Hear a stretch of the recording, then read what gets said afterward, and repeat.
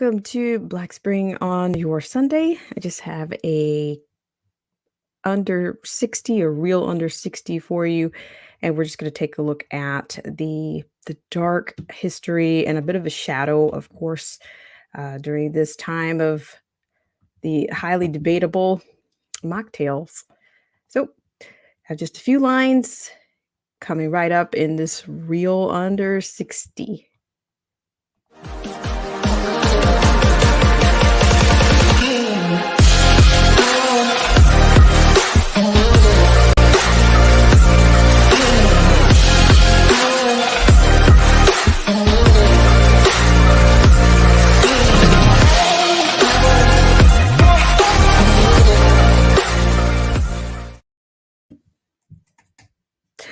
Hi everyone, welcome to this brief flash and or real under 60 courtesy of Black Spring with Autumn on your Sunday. Hope you guys are doing well out there. Thank you so much for tuning in and for taking the time to feed the AI around here.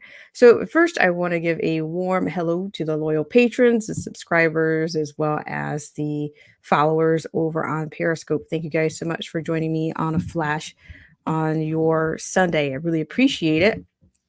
So we're going to kind of be a one stop subject today, and it's going to be more on the what I call mocktails around here. So for our purposes, we will be using mocktails for the AI as we try to subvert the effects of disseminating information or perspectives around here. So what I'm going to do is I'll take you to an article first, and I will also take you to we have an account or a bit of an interview uh, from a family of the Tuskegee syphilis study. So we'll get right into that. Hello, J Rock and Anarchy Television. Thank you guys so much. And I really appreciate it. Thank you guys. And before we do that, I want to give a warm thanks to the sponsors. And we will be right back.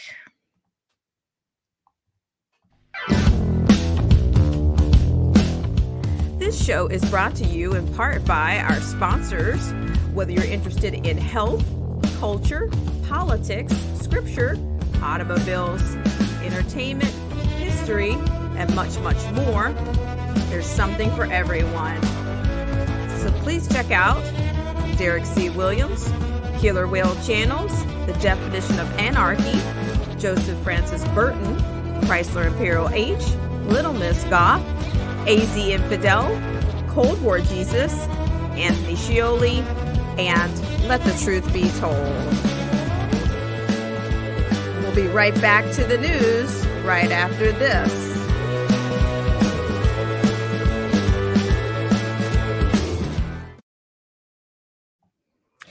Thank you guys so much once again for tuning in on your Sunday. I really appreciate it. And with that said, I will take you to the first liner. We're going to use this first liner as a bit of a historical landscape for this particular stream. And yes, that's exactly what we're going to do. And hello to Chrysler Imperial H. Thank you so much for all that you do, Chrysler. I appreciate you. Thanks so much for coming in.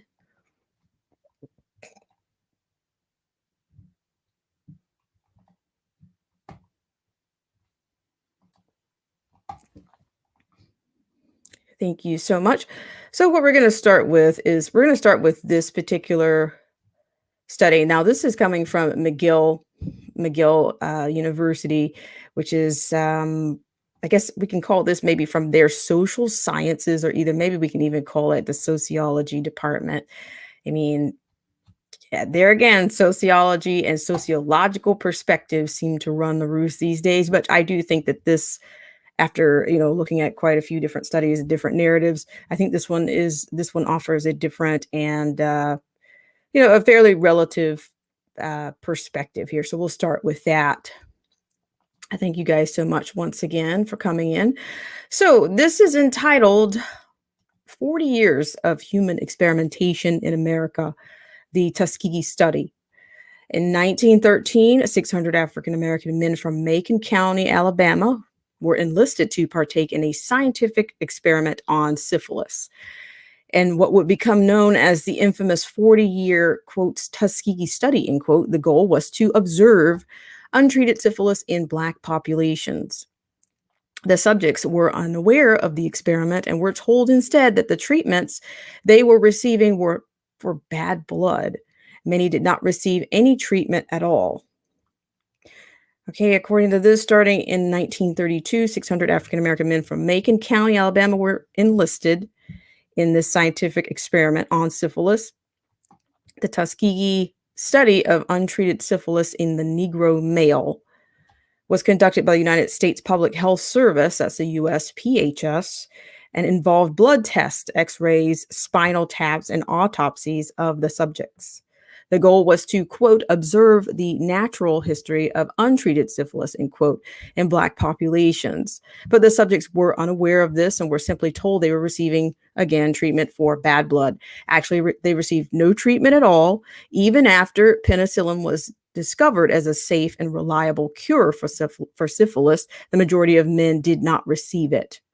Now, this is, after looking at quite a few of these studies and quite a few perspectives on this offers to really understand the heinous nature of the Tuskegee experiment requires some societal context, a lot of history, and a realization of just how many times government agencies were given a chance to stop this human experimentation, but didn't. And this is why I chose this particular article or this particular narrative, because I thought it might be, it was a little bit interesting and quite contrasting to some of the other articles. In 1865, the ratification of the 13th Amendment of the U.S. Constitution formally ended the enslavement of Black Americans. But by the early 20th century, the cultural and medical landscape of the U.S. was still built upon and inundated with racist concepts. Social Darwinism was rising, predicated on the survival of the fittest, and, quote, scientific racism, end quote, a pseudo-scientific practice of using science to reinforce racial biases was common. Many white people already thought themselves superior to Blacks in science, and medicine was all too happy to reinforce this hierarchy. Before the ending of slavery, scientific racism was used to justify the African slave trade. Scientists argued that African men were uniquely fit for enslavement due to their physical strength and simple minds.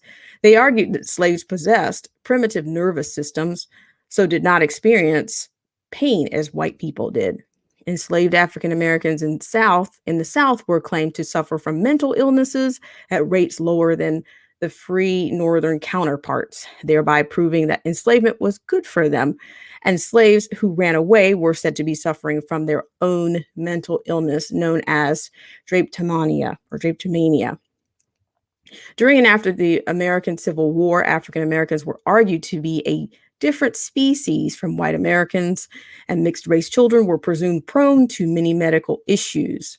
Doctors of the time tested that the emancipation of slaves had caused the, quote, mental, moral, and physical deterioration of the Black population, end quote. Observing that, quote, virtually free of disease as slaves, they were now overwhelmed by it, end quote. Many believed that African Americans were doomed to extinction, and arguments were made about their physiology being unsuited for the colder climates of America. Thus, they should be returned to Africa. Scientific and medical authorities of the late 19th, early 20th centuries held extremely harmful pseudo-scientific ideas, specifically about the sex drives and genitals of African Americans. It was widely believed that while the brains of African Americans were under-evolved, their genitals were overdeveloped. Black men were seen to have an intrinsic perversion for white women, and all African Americans were seen as inherently immoral with insatiable sexual appetites. This is Incredible here.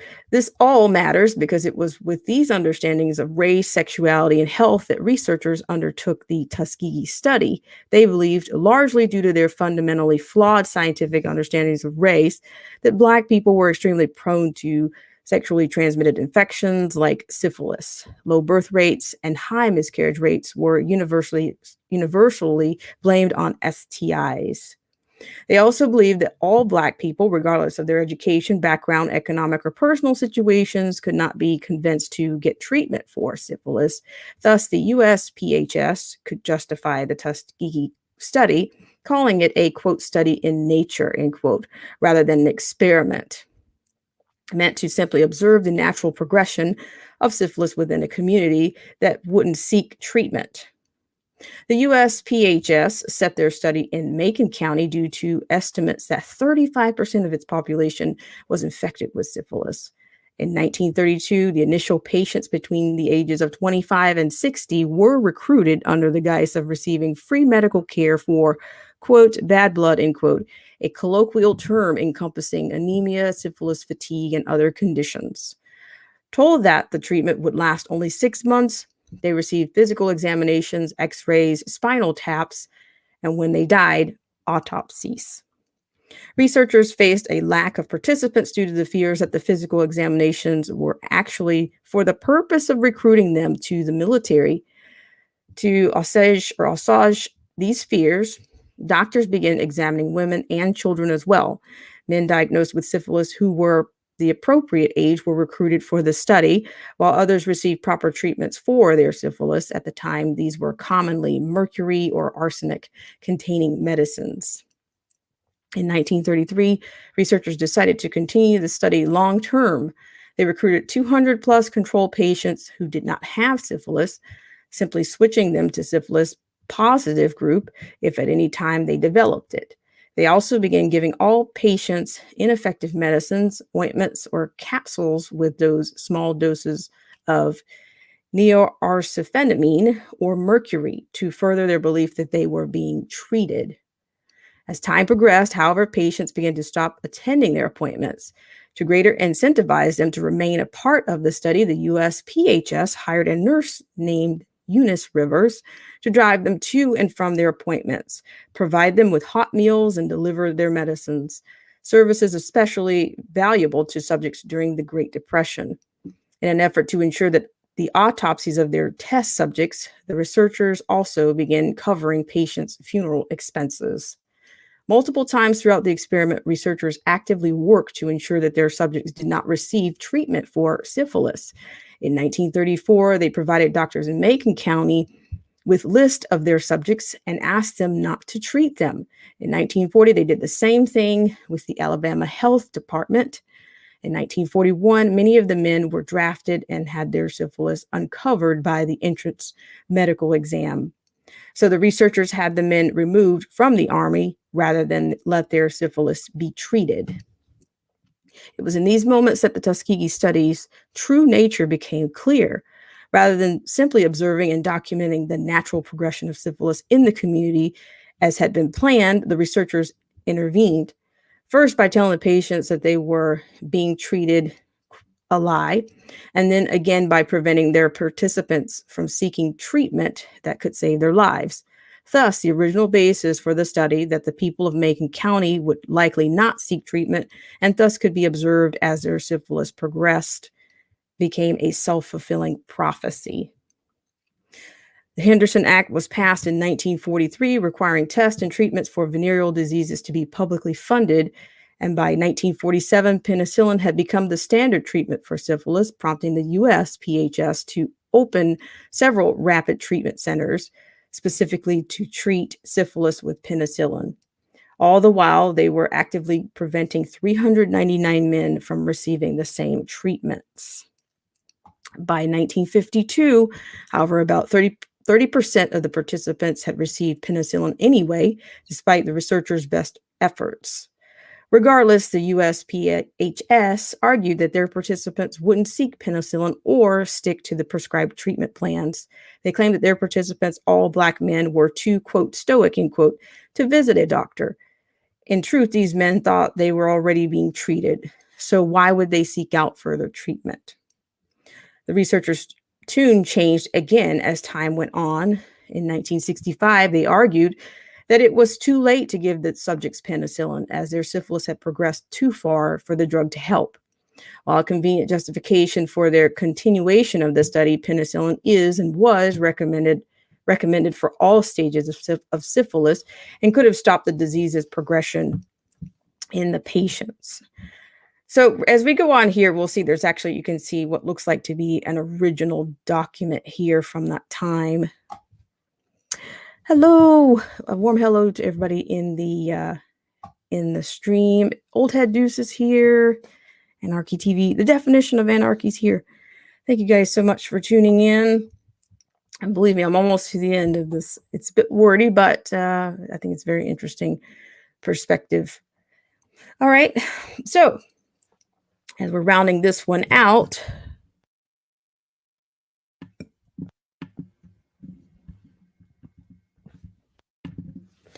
in 1947, the Nuremberg Code was written, and in 1964, the World Health Organization published their Declaration of Helsinki. Both aimed to protect humans from experimentation. But despite this, the Centers for Disease Control, which had taken over from the USPHS in controlling the study, actively decided to continue the study as late as 1969. It wasn't until a whistleblower, Peter Buxton, leaked information about the study to the New York Times, and the paper published it on the front page on November 16th, 1972, that the Tuskegee study finally ended. By this time, only 74 of the test subjects were still alive. 128 patients had died of syphilis or its complications. 40 of their wives had been infected, and 19 of their children had acquired congenital syphilis. So this looks like some of the original documents, the data presented, I guess, by one of the scientists or researchers from that time. I'll drop this link in the stream for you. However, there was mass public outrage. The National Association for the Advancement of Colored People launched a class action lawsuit against the USPHS. It settled the suit 2 years later for $10 million and agreed to pay the medical treatments of all surviving participants and infected family members, the last of whom died in 2009. So that's a good date to keep in mind, at least a year. So you have a memorandum here from the Department of Health, Education, and Welfare, Office of the Secretary here. So we'll keep going here. This is from the Center of Disease Control. It's stamped November 16th, 1972. Like I said, I'll drop this link in the stream here. Just a minute. Largely in response to the Tuskegee study, Congress passed the National Research Act in 1974, and the Office for Human Research Protections was established within the USPHS. Obtaining informed consent from all study participants became required for all research on humans, with this process overseen by institutional review boards, IRBs, within academia and hospitals. The Tuskegee study has had lasting effects on America. It's estimated that the life expectancy of Black men fell by up to 1.4 years when the study's details came to light. Many also blame the study for impacting the willingness of Black individuals to willingly participate in medical research today. We know all about evil Nazis who experimented on prisoners. We condemn the scientists in Marvel movies who carry out tests on prisoners of war. But we do well to remember that America has also used its own people as lab rats. Yet to this day, no one has been prosecuted for their role in dooming 399 men to syphilis. Once again, I'd like to thank you guys so much for tuning in to this segment of Black Spring with Autumn. So there you have that. That's from McGill University. I'm going to put that in the stream for anybody that wants to look at it beyond the stream. And I'll take a couple of comments here. We'll start out, and I have something else for you, so just hang in there. So I have a comment here. One of the most important things of that Nuremberg Code is the informed consent with vax. We're not informed, and I don't get my consent. Very interesting, Anarchy Television. Thank you so much. That Nuremberg Code is very interesting. Let me see. We have some more comments in the stream. So thank you guys so much for tuning in. But what I want to do right now, I do have an account from a family that's, you know, pretty knowledgeable, or they have their own experience from that treatment, from that program, rather, that experiment. It's a family of the Tuskegee syphilis study. So I'm going to share that with you, and we'll be right back. And I have best greetings of constant. How are you? I'm sorry, I don't read. I do believe, is that Arabic? I'm sorry, I don't read Arabic at all. I can't say your name, but thank you so much for coming in. Really appreciate it.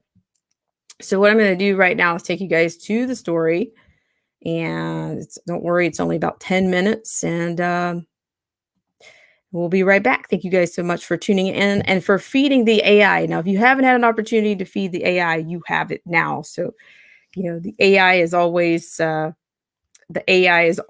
out there for you. Thank you guys so much for hitting that like or unlike button, or even daring to share the stream. So with that said, we're going to go over to our family of the Tuskegee syphilis study participant and their perspective on today's.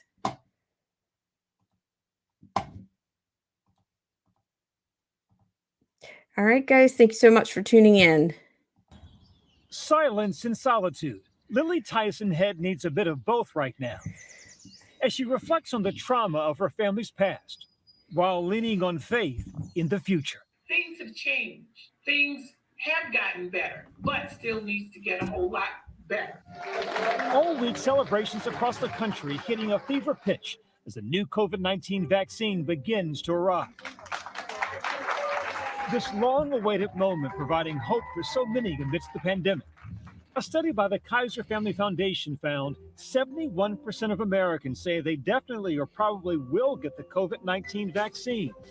But Black Americans are far more hesitant. 35% say they probably or definitely will not get the vaccine. So I want to know how much of the people who are doing the trials of the vaccine are African American. I'm still on the fence about the actual vaccine. In the African American community, we never really received anything that's going to be beneficial for us in the beginning. That distrust is well earned. Lily's father was an unwitting player in one of the darkest chapters of our nation's history. My father was Freddie Lee Tyson. My father is our hero. A sharecropper in Alabama in 1932, Freddie Lee Tyson was one of 623 Black men recruited into a medical study. We now know it as the infamous syphilis study at Tuskegee. Freddie thought it was a program to provide free health care. He had no idea that the doctor's only interest was to study the infection he had been born with. They did not tell them they had syphilis, and the only thing they told them they had bad blood, and they were treating the bad blood. But they were not. They were lying to the people. The study was run by the U.S. Public Health Service, white doctors hoping to chart the natural progression of syphilis in Black men. What did your father think he was participating in? I would say that they were looking to better their conditions. He did not know that he was in a study. He did not know. The government went to extremes to keep it that way. Even when penicillin became a safe and reliable cure, the study doctors actively prevented the men from getting it, circulating secret lists asking health providers not to treat them. When some of the men were drafted into World War II, the researchers had them rejected from the Army, so their syphilis would not be treated. Talk to me about the misinformation surrounding the study. Some people, believe it or not, still think the men were injected with the virus. They were not. The truth about the study didn't surface until 4 decades later in 1972, when a whistleblower outed the experiment. When the CDC first called him, he was quite upset. He was angry, and I also saw some shame. Shame. Say more. Shame because he had been deceived. Now you have to understand, my father was a proud man, And he was honest. And our government treated him like a lab animal. Right. These men deserved better. Their dignity was taken away from them. The basic human needs of a person was stripped of them. The syphilis study reinforced a painful reminder of the racism stitched in the very fabric of the medical system. As far as the mistrust, I think it comes from the way that we have been treated over 400 years. The disparities, the criminal injustices, the social injustices, the economic injustices, the educational injustices. Lily's daughter, Carmen Head Thornton, went into healthcare to change the system. This river of mistrust with healthcare workers being on one side and those who are needing care and needing vaccines on the other. We need more people on the healthcare worker side. That river of mistrust is at the very heart of the mission at Meharry Clinic in Nashville, Tennessee. And we recognized that the pandemic was devastating people of color. We just felt compelled as an organization that we had to be involved and do something. Dr. James Hildreth is the president of Meharry Medical College, founded in 1876, the first medical school for African Americans in the South. The impact that we've had on the health of minority populations in this country is very significant. Right now, the college and its clinic are moving to center stage in the battle against COVID-19. Meharry is working with Novavax on phase 3 of its new vaccine trial. The challenge, recruiting Black, Latinx, and other minority groups to participate. Good morning. Their secret weapon, the doctors themselves. Dr. Vladimir Berto and Dr. Rajbir Singh are running the COVID investigation here. What do you know about the vaccine? Little to nothing. It is very safe and there will be no cost to you or to your insurance. One of the big concerns about the COVID vaccine centers around how fast it was developed, taking only months instead of years. Experts say the shortcuts were not in the science, instead speeding up approvals and distribution. I'm truly excited about it, and I'm in awe of what has happened, but there are great reasons for why it's happened so fast. Dr. Hildreth says in order to rally support in communities of color, it's also important to spotlight the medical professionals behind them. Messages are fine. You can have wonderful messages, but if the messenger is not trusted, it's not going to be very effective. One of the trusted messengers, Reverend Liz Walker. How can you be so certain that taking this vaccine is the right choice for you? From what I've seen of COVID-19, the greater risk is to get sick. So for me, there's no hesitation. Walker is an icon in Boston. And I'm Liz Walker. I just joined this team and I'm so glad to be here. She was the first Black woman to anchor the evening news in the city. Thank you all for being here. Walker is now the senior pastor at Roxbury Presbyterian Church, a neighborhood she likens to the biblical story of the Good Samaritan. I call the neighborhood the Jericho Road because you never know who's going to stop by or who's in need right outside our front door. So we are a community church. Social justice is our foundation. In order to get the good word to her flock, Reverend Walker threw up a Hail Mary, emailing Dr. Anthony Fauci, not expecting the nation's leading infectious disease doctor to actually respond. But he did.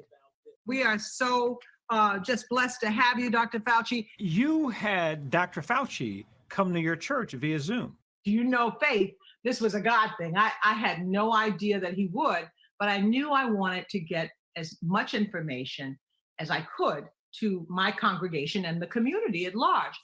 Walker realizes in some cases she's fighting an uphill battle with her congregation.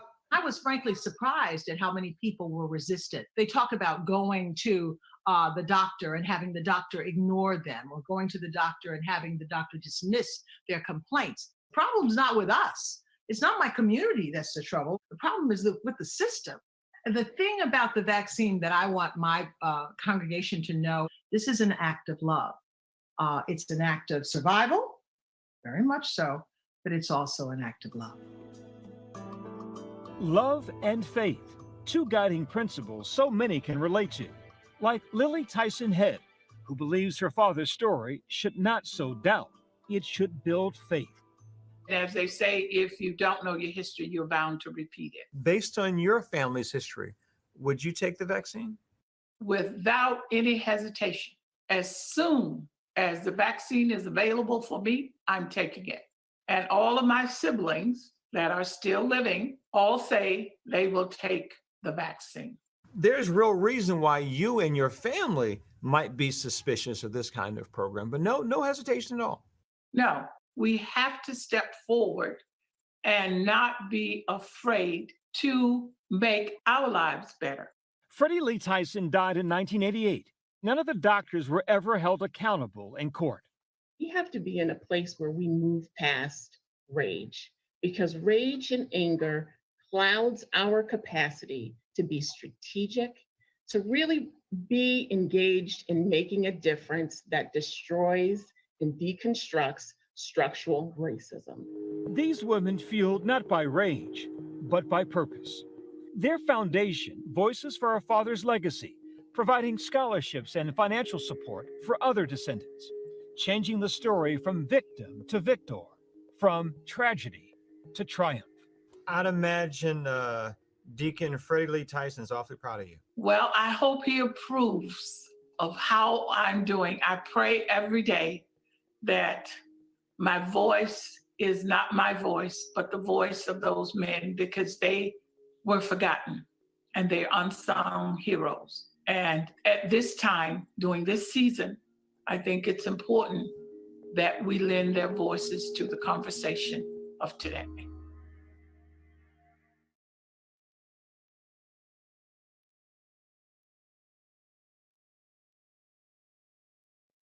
All right, everyone. Thank you guys so much for tuning in to this segment of Black Spring with Autumn. And I see a comment that I really would like to. It's coming from Anarchy Television. Thank you so much, Anarchy Television. I'm going to go. I will give some assertions a little bit here on this, but I want to put your comment up here right away. And Anarchy Television says this is a problem, that they're trying to make this vaccine a religious faith-based solution. I can see the conflation in that, Anarchy Television. I think you just, you so eloquently put that together, because yes, it's funny how they ended with that. And even the pastor in this particular soundbite or this clip said this was a God thing, that she got to meet with the almighty Fauci, so to me, it gets to be when they start mixing religious and to me, mixing blasphemous tones, it gets to be, more than disingenuous, and it gets to be gross and disgusting. So yes, I absolutely appreciate that comment. So I don't know what I'm actually going to put the link out here just for a bit. I'm going to put the link out here, but I do have my own assertions about this kind of a thing. And I think that my issue with a lot of this is, and it's something that I'm so tired of hearing a loop, and I'm so tired of hearing, oh, we need a seat at the table. I'm just thinking, I'm not sure. I think even that's not genuine at this point. Is that progress? Is that justice? Is that progress, saying that you need a seat at the table? You're basically, your presence, just swaths of people, just based on, just having swaths of people surrounding, that doesn't add a layer of or domain of competence just because you have people that look like you in a situation. I mean, I just kind of draw it down to this. I would rather have somebody like when you're talking about health, do you want a doctor that was just barely getting by, regardless of his background? Do you want a doctor that was a C or D student on some level, that was barely getting by? Or do you want someone that was excelling, that mastered the content, making these kinds of decisions and working with and for you on your health outcomes? It's more important to have a person that's competent in their domain.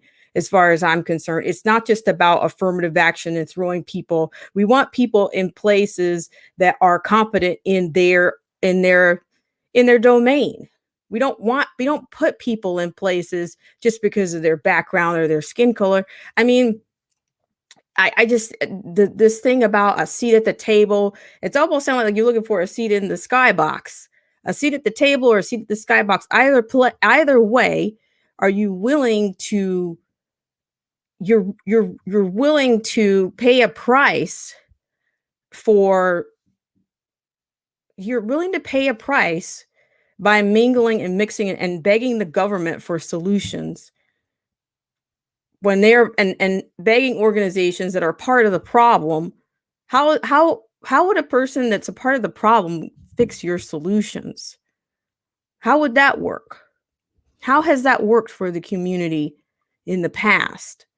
We're not learning from the past. We're doing the same things, and we're using semantics and illusions and calling that progress or calling that some level of moving forward. That's problematic for me. And it's not effective and it's not working. I'm sorry, but the elites in our government make the rules. And I just want to quote, there's somebody that I absolutely respect, and he made the most accurate quote after he was accused of having white privilege, which he turned out not to be white. He just happened to enunciate and speak, I guess English without, slang or colloquialisms or whatever. So this is coming from David Webb. He says, "Our skin's an organ. It doesn't think or formulate ideas. It just says, this is a result of your parentage." Now that came from David Webb. And I think that's one of the most, that's very clear cut. I think that's even it's beyond an excellent, but it's very clear. It's more than an argument than he made there. But people just cannot, it's trendy to be the victim right now, or everybody wants to culturally appropriate something that's a part of another gender or another color. Everybody wants something that they don't naturally possess or have any authority over right about now. And it's staggering. It's exhausting. It's exhausting. Has everybody done it? Yes, but should the government be legislating these things? No, the government cannot change who you are. They cannot change any group of people. They cannot. They cannot make anyone accept you. They can't make anyone love you. They can't make anybody respect you. They can't. They can legislate all they want. But these are the promises that just keep coming out. Everybody's making these promises for things that they have that it's just not even possible to do. I mean, people used to say, "Oh, whoever said life was fair," or I used to hear that all the time, and I would see examples of that all the time. But I can either pick myself up and keep going, or I can just roll around on the floor and make a fool of myself in many instances. But this instance is not the same. We're talking about health. We're talking about history. We're talking about humanity. And it seems that we've lost that. We're willing to trade everything so that we can see. I find there's a bit of vanity in just, I don't care if I don't see myself in everything. I just think that that's way narcissistic. I think it's megalomania. I don't need to see myself in every single aspect of what I do, because I can stand alone. I can stand alone in most things and still do what I need to do. So what I'm going to keep going. So just, I'm just thinking, why not? We have to change the approach. We cannot do that with illusions and semantics and locking arms and clandestine meetings with potential nation state heads and people that are selling dreams and are bait and switch marketing, or it's not working. I just figured why not become better problem solvers? And that means that when I say a problem solver, I'm saying that many things, there are challenges that exist that cannot be changed. So you have your problem, you have your challenges. But around the card table, this is what they call, and what in my mind is, you have to deal the hand that you've been dealt. If you want to get on the floor and kick around and scream and squall, you'll see how far that gets you. Nobody wants to deal with you. Nobody wants to deal with you. You're a self-inflicted outcast when you do that. But then asking Big Daddy government to make all of that better because of the hand you were dealt. Oh, at a card table, what do? I mean, I wasn't the best card player. If I got a bad hand, I dealt the card. When I was not mature enough to play, I might have kicked around for a while, but you will see how far that would go. They just take your cards and mix them up and redistribute the hand amongst other people, and they deal with it and they go on and they have their experience, whether it's a winning one or whether it's a loss. But it just seems to be like there's a culture of people just cannot accept. They cannot accept the things that they cannot change. Yeah, I'm going to be honest with you. There's a lot of things I can't change. I'm a Black person. I cannot change that. I'm not going to call the government. I'm not going to write to any of these leaders or any of these politicians and say, what can you do for me? Because the trust is not there for me. It's not. But can they do anything about the fact that I'm Black and that some people may not accept me? They may not accept me, even if I'm as nice as anybody, nice as the next person. If they don't give me the benefit of the doubt, what can I actually do about that? What can the government actually do about people either not accepting you for who you are or for what you bring to the table or what you present? What can they do about that? Now, I'm going to tell you this now. I don't know. We've got a variety of people in here, but I'm going to tell you something. I almost wish people would just draw it down to, hey, I happen to be a believer in God, and I'm going to tell you, I don't believe you made a mistake on me. So all these people out here that if you're mad because you're Black, you're going to go down in flames, mad, because you cannot change that. And the government can't change that for you. It's not going to get changed. And you cannot legislate the change in people's minds. If that's that person's problem. If they don't accept me for putting the best me forward, then let them move on. I don't have time for other people's insecurities because you know what? I have my own and I've worked on my own. And sometimes I get tired of working on myself because other people are not working on themselves. But what can Big Daddy government do about it? About people not working on themselves? Nothing. Can't do anything for you. Not Joe Biden, not Donald Trump, not Bill Clinton, not Barack Obama. None of these people can change you. None of them. So when are you going to start dealing the hand that you were dealt? Is what I want to know. Why aren't you going to use some autonomy for these issues that we're dealing with right now? Read a book with a spine and then come back and play your hand. You got to think a little bit while you still can. Now I'm going on to a rant. And who's that in the chat? It's the Lockhart Perspective. Lockhart Perspective. I'm going to say, throw me a raft. Throw me a raft, Lockhart Perspective. Throw me a raft. I seriously think that people, they just keep talking around it and talking around it and talking around it. I'm like, well, what are you guys going to do? What are you going to do? What are you going to do? Now, I did put the link out there for anybody that's interested, but sometimes I just have to, as they say, just put it down there where the cows can get it. You're Black. You're going to be Black. Use your brain. That's unique too. Use it. Just use your brain. And I'm not taking anything away from these ladies. If they want to create foundations and philanthropy, that's great. But for those people that are not touched by these ladies' thoughts and their philanthropy, and this woman saying it's a God thing over here, and she got Almighty Fauci to come on and talk to her, and she's gonna get it as soon as she can get. Let her do it.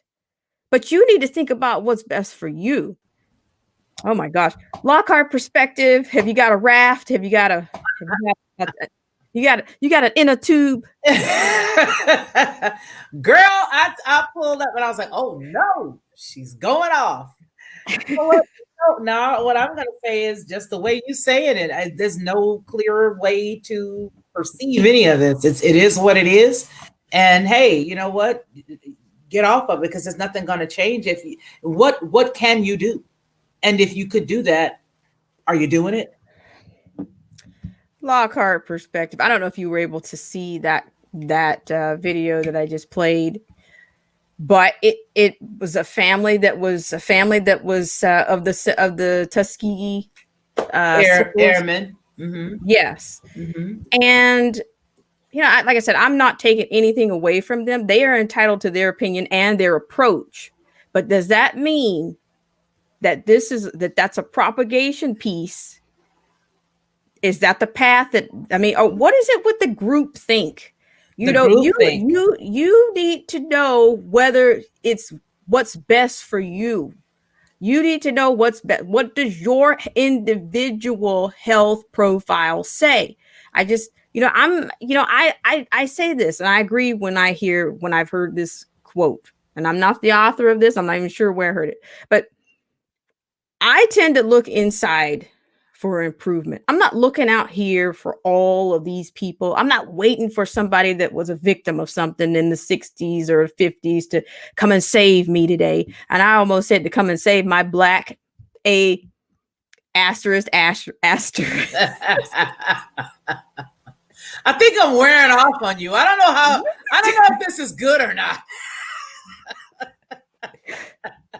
But I'm saying, but serious, I'm this close. Now that's not reckless. If I reckless. If I said the A word, no, it's not reckless. It's not reckless. But I did that to you when you came. I said, Lockhart, throw me a raft, throw me an inner tube, save me, save me from myself. Here's the thing. So when everybody would consider, Autumn, the whole entire Tuskegee thing, everybody needs to go back in history and they need to review what happened. On top of reviewing what happened, they need to see what happened to the descendants of those men.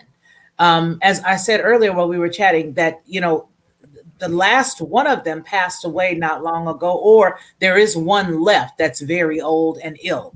And I believe that he was at the event for the top of the year, I think it was, when Nancy Pelosi tore up the papers. As a matter of fact, I know that he was there then. But here's the deal. The deal is you got to look at a person's motivation. These people got very little money from the lawsuit that was posed in their family's honor. Very little. They got hardly any money. There was no compensation for the illnesses that they contracted based on what happened to their fathers, uncles, grandfathers, or whomever they were. And so, hello, Anarchy Television. So the way that I see it is you got to follow the money trail. Come on now. These people were happy to take a coin, a little bitty slither of the damages that was due to these gentlemen. Some of these family members, some of the descendants took slithers of money and how much they were paid from the government. So let's follow the money and let's flip the script. What would they lose by telling people to get an inoculation? And what would they stand to gain? There, you got a little bit of a different set of light shed on that whole entire dark part. Everything over there in the corner that was dark, now it's not dark anymore, because now you're able to scratch your head and you're able to say, well, yeah, sure, you're telling me that if you could forgive and you could do it, then anybody could do it. But weren't you the one that only got, 3% of what you should have gotten? Weren't you the person who only got X? So why should I listen to you again? That's the thing to look at, is to follow the money trail, Once you follow the money trail, you can listen to what the person says, and you can also listen for trigger words that are being used in other situations regarding this type of thing. The trigger words, that's what needs to be followed. Follow the trigger words, follow the money. You've got to follow the money. These folks got very little money. I know that I could double fist and pull it up and find it for you. I could double fist it and find the money, but I could tell you exactly how much money they got because I know that it was public. And so therefore, I don't trust you. I don't trust you. And even if your daddy or your granddaddy or whomever did or was involved in that, it still doesn't change my personal strength and constitution. It doesn't change my makeup because of what you're choosing to do. That's your choice. You want to go get shot up? Go ahead on, do that. Do you, boo-boo, do you.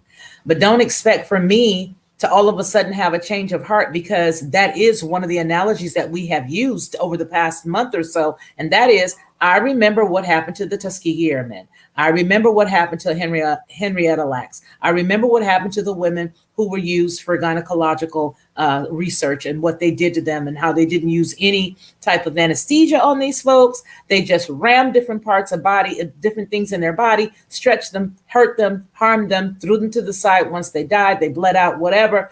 So now you're coming to us in the community that you have heard. See, they sit around and they wait for sound bites and things that we feel or that we say, and then they go and they run and they try to remedy the problem the same way that they did with Camel Toe. They heard us saying she's not really, they were like, she's not, I was saying, she's not X, Y, or Z, she's not one of us. And then they tried to fix that. And then as soon as we start saying, not only is she not one of us, but she was an honorary ski weir, because that's all they do when they're in that, they ski wee, the AKAs. And then you got all these people that say, yeah, she an AKA. Really? Did she really cross? No, she didn't cross. That she did not go to Hell Week. She didn't cross. She didn't go to Hell Week. Come on now. She did not go, but they want us to accept her.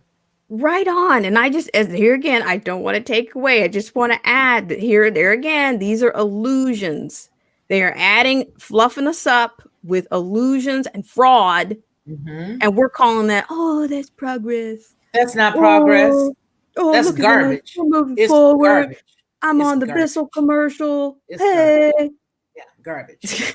It's garbage. Yeah, the ski weirs, Ronnie. You know how the AKAs on campus, the AKAs is the black sorority that they said that that Camel Toe was a part of, and she's not. I mean, I don't care who they can pull up to say that she is.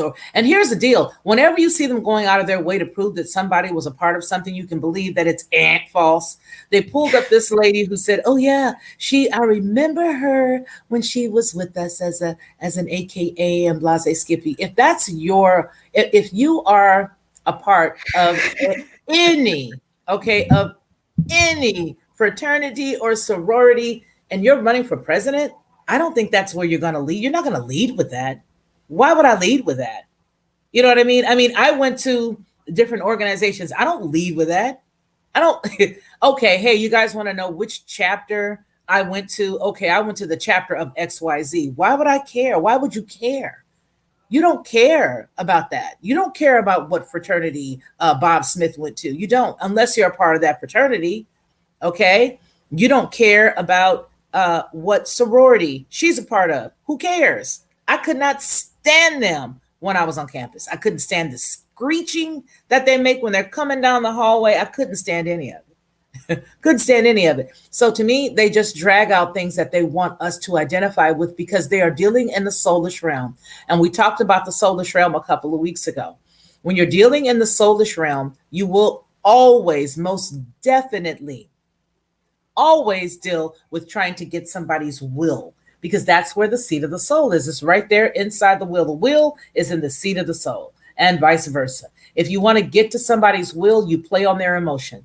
And by playing on emotion, I feel like, if anything, we should be highly offended. And I am highly offended that that's what they always try to do. They try to use us to propagate stuff that not only affects us, but it affects white folks too.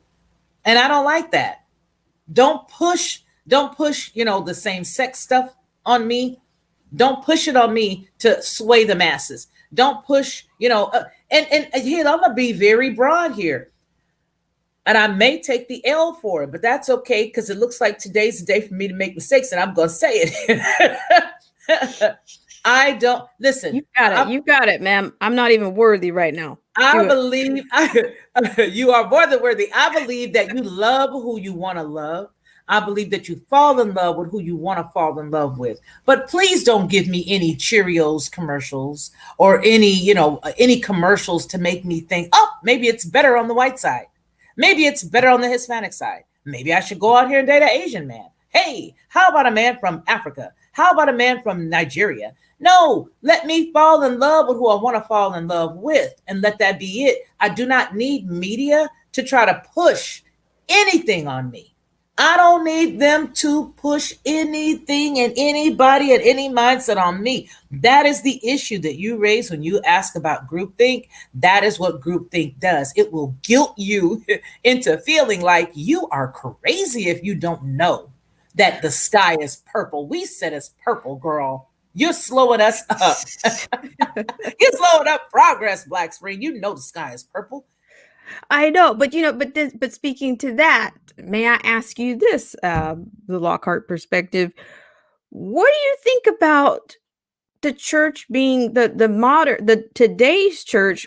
What do you think their actual role in this? You said maybe you didn't hear that. You didn't hear this particular interview. I might roll it back. I didn't hear that interview. I might just have to roll it back for a second, because she was like, this is a God thing, after she had Fauci come on. Like, are you kidding me? Keebler Elf. Okay, listen. but wait, don't show me.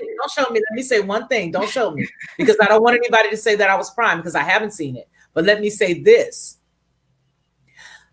Margaret Sanger made sure to tell in one of her books, she has a passage, and she said that and I'm going to paraphrase here, to propagate or to get this thing working in the Black community, we need to make sure that we enlist the help of pastors, because we want to find one of their pastors that they trust and that they believe in. And then we want that pastor to tell them the importance of not having these babies. And she didn't use the word babies. She considered, people of Black race, oh God, I forgot the word that she used. She was, yes.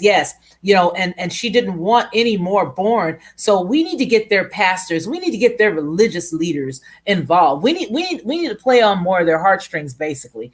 And so what they did is they went out and they went into communities and they canvassed those communities. They literally wore their sneakers and their nice shoes out, going into churches and sitting and listening and talking to find out, who had the biggest following, and who was going to be of use to them. And so the reason why a lot of people will do this is because they again know that in order for us to win, we've got to win on a moral level, and we have to win anything that we're pushing on a cultural level. And then you have to look at who they're using and have been using to guilt people into things. They have used Black people to guilt white people into things. They have guilted white people as it relates to slavery. They have guilted white people as it relates to everything. And like I said before, yes, there are heinous things that were done to us here in this country. Yes, sir, there most definitely was.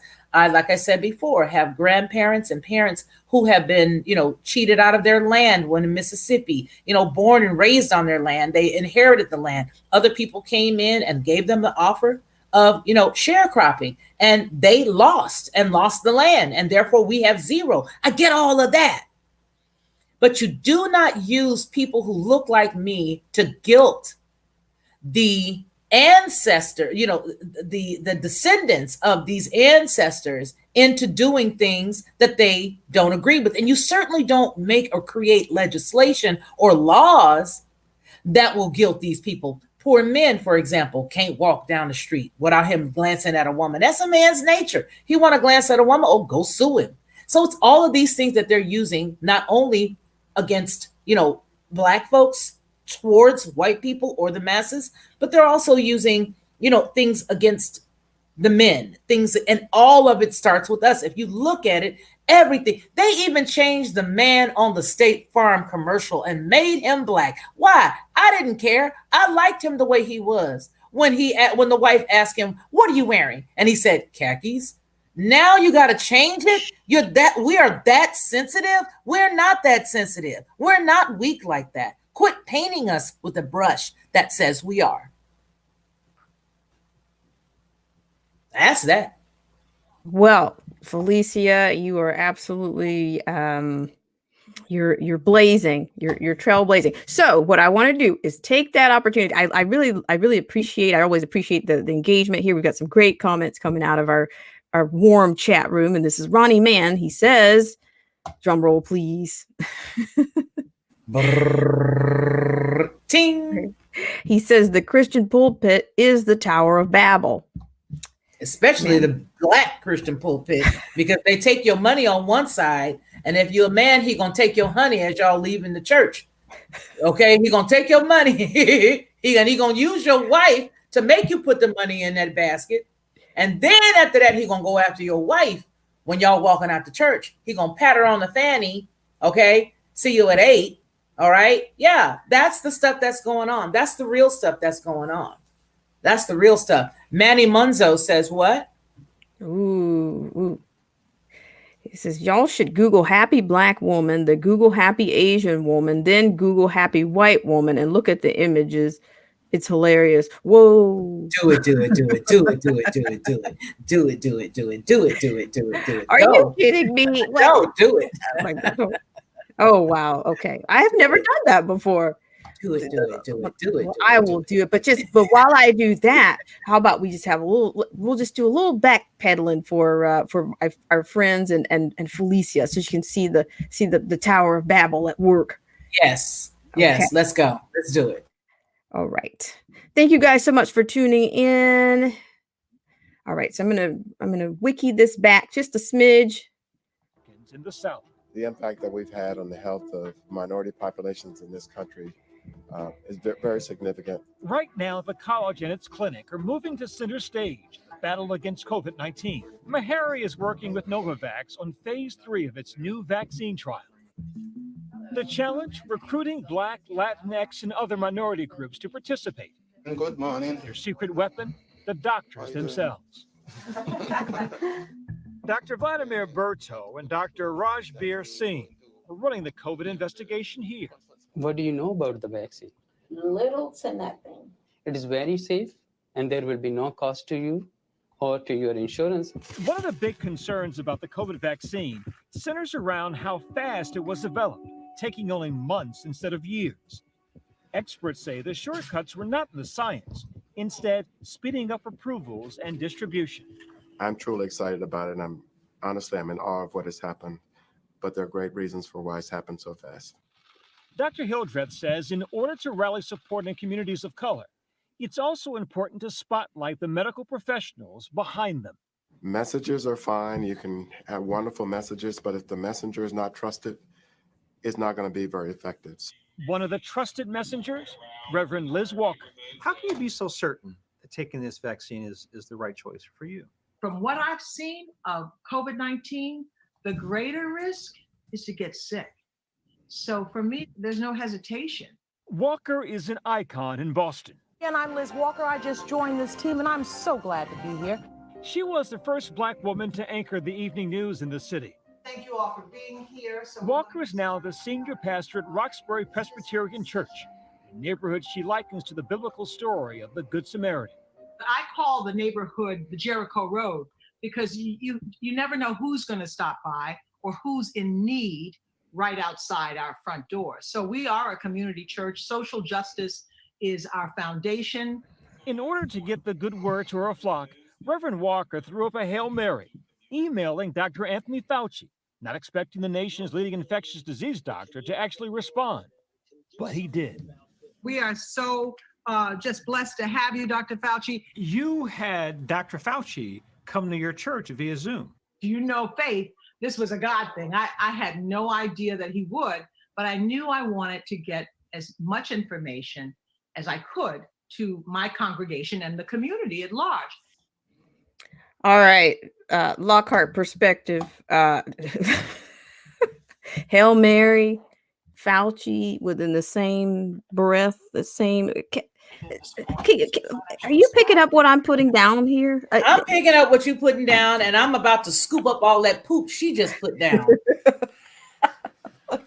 I'm going to have to scoop the poop that she just put down because, I'm sitting here and my head is like aching. I got the grandkids wondering, what's going on.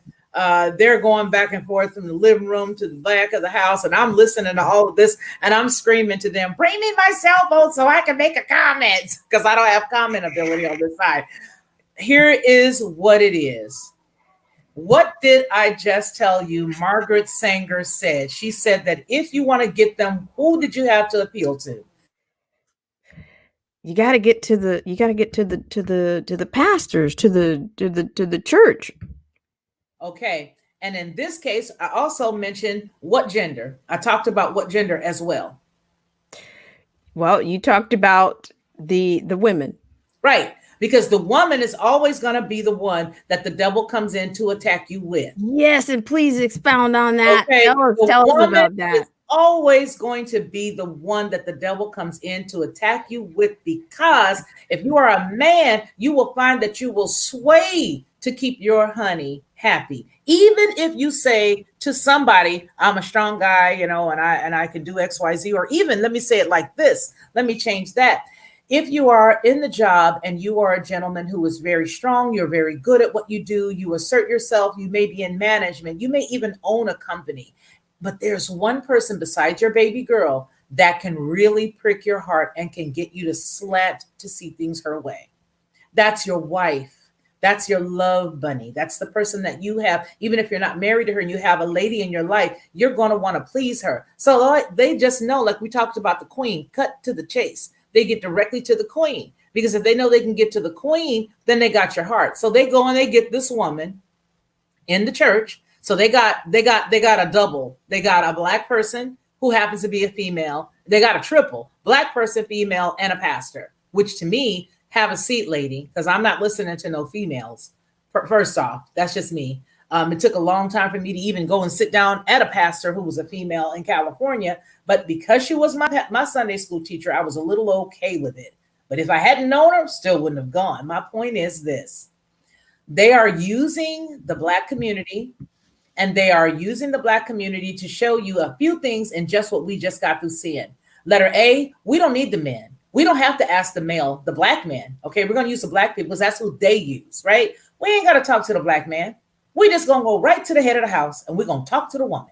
And we're going to let her know this is what we can do. Oh, Mr. Fauci, we're so happy to see you. Oh, we're so happy and did you see the lady with the fair-skinned lady with the curly hair? How she was just saying like, oh my God, it's Fauci. Girl, bye with that. These people are using our community to murder people. They're using our community to lie to people. They're using our community to shame people of other ethnicities into believing the things that they want them to do. See, if the black people do it, it's okay. See, Hispanics, if the black folks do it, it's okay. You see, it's all right. I'm done. I'm done with it. And see, that's you're right on. And I've kind of, thought about that before. I'm like, is this how the world will be deceived? Will it end with a woman that they've used? And that might be strong. That might be strong. No. I hope you guys are sitting down out there. I don't really knock you down. It's strong. You're not off. You're not off. You're not off at all. You're not off at all. There are passages that talk about this woman that's supposed to rise up, this woman. And, let's talk about this. There's nothing new under the sun, right? So the Jezebel spirit goes all over the place. The Jezebel spirit is not just that one Phoenician queen or a princess. It's not just her. It's the spirit in which she maneuvered.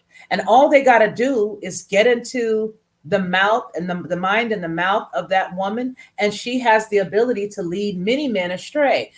Every passage that you see in the book of Proverbs, for example, where it starts to talk about, The man is walking, minding his own business, and I'm going to paraphrase here, put it in today's way. But the man is walking down the street. Okay, he's walking down the road, and as he's walking down the road, this woman pops up out of nowhere and she just plants a kiss on him. That's what the Bible says. You know, she just plants the kiss on him, and then she tells him, "Hey, guess what?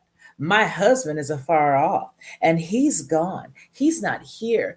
How about you come over to my house, big boy?" And he does. And she leads him astray. You see points like that throughout the Bible. You look at points where you got Delilah and how Delilah was used to sort of lead, not sort of, but lead Samson astray. "Oh, please, Samson, tell me, where is your strength? What is the source of your strength, Samson? Please, Samson, please." He had already done the first two things that he wasn't supposed to do, and that was deal with a woman in her camp or any other woman that was not a part of who he was. Second thing, he touched a deadly thing by touching onto that lion that he had killed when he went back from out of the town with her. He went in there and dug that honey out of that honeycomb where that carcass was laying, the lion, okay? And then the third thing was he cut his hair. But it wouldn't have cut, your hair wouldn't have got cut if you hadn't to run your mouth to a woman that you trusted, that you had just done pillow talk with, right? That's exactly what happened. So now let's bring it in to Jezebel. What did Jezebel do? She used her husband's signet ring to seal an order that she penned. She penned it. She didn't care anything about what her husband said. She didn't care anything about what her husband's mindset was. She was like, "Look, you the king. If you want the vineyard, go take it. You want it, don't you? I mean, why are you even tripping?" So when he turned around, she's like, "Forget it. Let me go ahead and handle this because this fool don't know what he's doing." So she penned the letter, and after penning the letter, she then took his signet ring and stamped it with the seal of approval, sent it off, took the cat's vineyard, and the rest is history. You know, she got eaten by dogs, right? Yeah, the dogs ate her up and down the street and only left palms of her hands. They left her hair. Why? Her hair was part of her vanity, and the palms of the hands was what she did as she always exact her revenge with her hand. Always. Here's my point. That right there, if people cannot see through it, shame on them. But for the people who cannot see through it, those are the individuals that are going to run out there and get in line. They're going to get in line and wait. They're going to be happy. Oh, we finally got this guy and this lady in, and they're going to make things happen.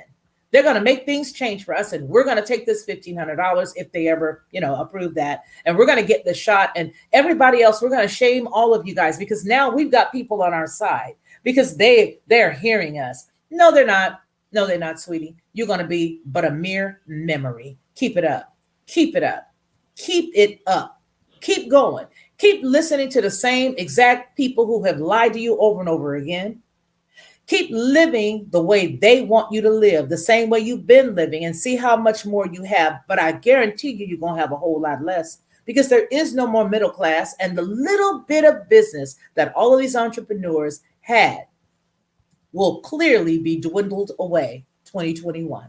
Whatever they thought they had, whatever they thought that they were going to acquire, they are going to have the most minuscule days ahead if they continue to go the way that they're going. Here's the deal. There's enough of y'all, enough of us to go head on and move over here and deal with our business, mind our business.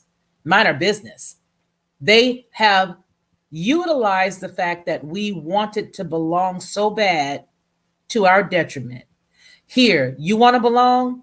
Take this leader. Here, you want to belong? Take this side of the street. Take this money. And here, you want to belong? Come over here and make this commercial. Come over here and say this for us, basketball star. Come over here and do this. That is the reason why they're able to use doctors, lawyers who are Black, physicians. Obviously, this lady is a physician. So, same thing as a doctor. But my point is, they're able to use these individuals simply to push us to do what they want us to do. And if Black folk buy this crap and they can't see, they're dumber than I thought we were. And I mean that. I mean that. Well, Lockhart perspective, you are certainly leaving no stone unturned. You are preaching. Well, and you're right. And you're right on. I cannot. We can't keep. You're not going to bring everybody. you're not going to bring everybody with you, or as they say, you can't save everybody. All you can do is give it to them and let them do what they will with it. But I'm just saying, why does it seem that people are so swayed? They're still swayed, and then they wonder why nothing is changed. I mean, everything is being used against you. You know, everything's being used against you. And look who's in my chat room, ladies and gentlemen. It is Kevin's Corner. Kevin's Corner, why don't you jump on? jump on the ladder here. Come on in. Kevin's Corner is fantastic. You gotta check him out. But we got Truth Juice here with the Lockhart perspective. We've got Ronnie Mann. Anybody wants to come on in, come on in. But yes, but you know, I'm over the propaganda on this thing. You know, how are they going to do that into 2021, or where do you see this ending, Lockhart perspective? I see it ending until there is no more use for us, and we're very close to that right now. We're very, very close to having no more use for us. You want me to qualify that? I will. They're not going to need us in a minute. You see, they're moving on to other avenues. And the way they're going to do it is, I'm going to tell you something. I'm going to give you guys a very true and fair assessment of what I saw with my own eyes. When we first got out of the military several years ago, and I say we because even though my husband was a person that was in and I, was a spouse, it was a we because whenever he went on a field problem, well, I was stuck with the household. So I say we collective. All right. We got out of the service and we went back home to California. And when we got to California, what I noticed was all of these beautiful Ford dealerships, Chevrolet dealerships, different companies that had, they were really, really wonderful. And they were all owned by excellent Hispanic Americans. Okay. And I thought to myself, this is wonderful to see this type of, business in our community. This is just great. And then something dawned on me. Hey, wait, hold it. If we ever get anything, it'll be a shade tree business, a shade tree car dealership. We're proud of it, okay? But it ain't no Ford dealership. And we're happy, but it ain't no Chevrolet dealership. And we like it, but that ain't no Dodge dealership. It's a shade tree where we go, we buy these used cars. Nothing wrong with it. Nothing wrong with it. I'm sorry, we're passing out bags to the kids. Nothing wrong with it, but we ain't got none of that. And then I went and I looked at the schools, how different the schools were. My children, my main purpose for homeschooling them back then in the 90s and 2000s, was the fact that I had gone to several of my children's class and they had one of my sons in the corner and he was basically looking like he was coloring, but the whole entire class in California was being taught in Spanish. No problem. The majority of the students were Spanish. But I'm sitting here wondering in America when my child was going to come out that corner. Ironically enough, I believe it was Demita had the same situation that I did. It was either Demita or Kim had the same situation that I had.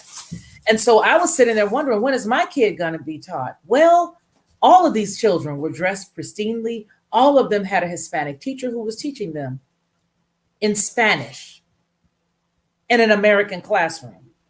Okay? No problem. You sort of let that go. We had to vote for the PTA. Here was the rub.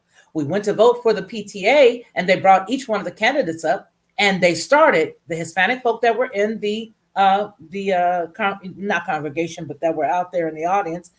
Instead of them putting in a ballot, they all raised their hand once and they said, okay, well, she won. And then they raise their hand down. And then it goes, okay, now how about this one? And then they raise their hands again for the exact same person. They were voting 2 and 3 times. And I was the only person that stood up and said, yo, whoa, wait a minute. What's going on here? Yeah, it's just the PTA, but how y'all voting 3-4 times? All right, let's bring this thing home. That, sir, madam, is your replacement. That sir, madam, is your replacement. Because every Cheerios commercial, like I mentioned earlier, shows a white lady with a black man, or a black man with a white lady, or a black lady with a Hispanic man, or a black lady with an Asian man, or a black woman with a black woman, or a black woman with a white woman. And here is my point. They are doing exactly what they did to Brazil several years ago. The United States of America, check it out. Don't believe me, I beg you. They brought in millions of Spaniards to a populated area that had brown-skinned people like you and me. And now when you see those beautiful humans, which they all are, all people are beautiful, they brought them there and they did that one thing, and that is called whitewashing. Anybody who has studied any form of history will be able to tell you that I'm not wrong. But I don't want anybody to believe me. I want you to go and look. You are no longer needed. This will be the last plight that we ever get an opportunity to have. The civil rights will no longer be a black person and white people arm in arm walking together for equality of people. No, it's going to be turned. The script will be flipped, and it will be about transgender, about gay rights, because they have removed every statue. Every statue is gone that they have been systematically removing in America. There will be no reason to ask, who is that guy on that statue? What civil war? Well, who were slaves? Yeah, mark my words, it's his story because he can change it. Well, Lockhart perspective, you never disappoint. That was fantastic. I mean, perhaps I should look more into the whitewashing, the history of whitewashing, because you're right. You know, they want to, if you pull everything down, you will replace it. But what are you replacing it with? And people can't see that either. They cannot see, you know, but I will tell you this. Now, I submit there's a parallel here. I submit that even the human race, there's a digitization, a replacement even there. Bring it home, sister. Bring it home. Tell us about the technocracy. Oh my God, not the technocracy. But yeah, I'm just saying that even there, you know, we're becoming less useful to them. Okay. We're becoming less useful to them with the amount of, you know, digitization, and, you know, pretty soon you'll have that little drone that will drop off your packages. UPS man won't be doing that anymore. And you see how it's made. They're making it so easy for you to not even leave your home. You know, first they put you there, then they tell you don't leave. We got you. Yes, absolutely. So yeah, we're the thing about it is, and I know I'm going in another direction here, but just briefly, just play with me, along with me, just for a second. Okay. But the you know, the elite, the uber elite, you know, they want to challenge what it means to be human. Come on.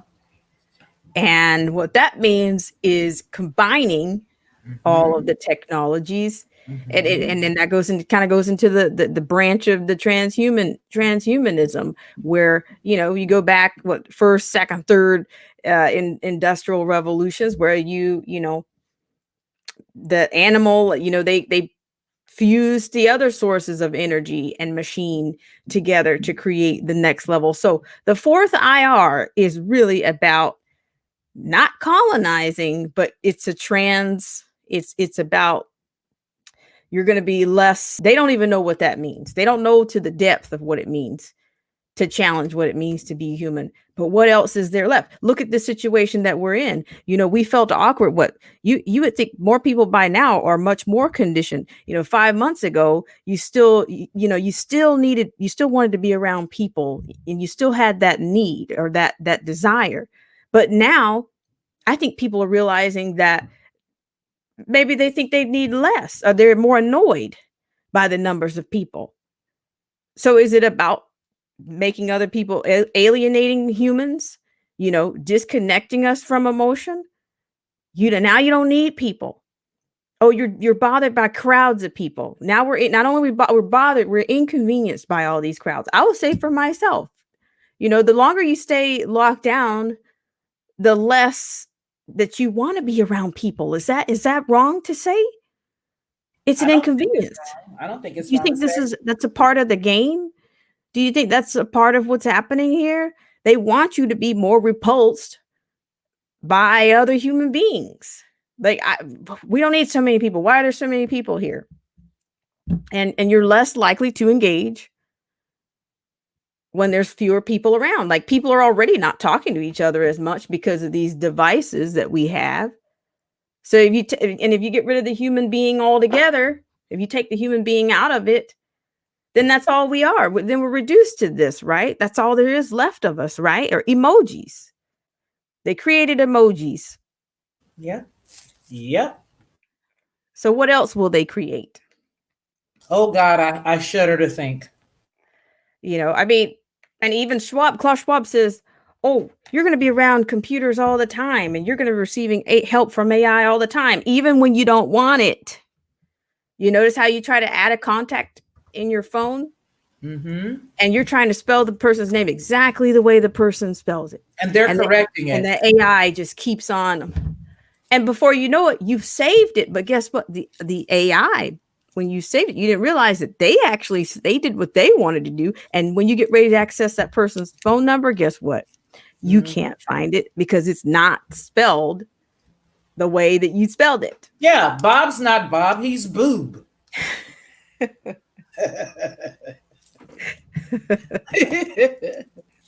Your cousin Bob ain't Bob, he Boob.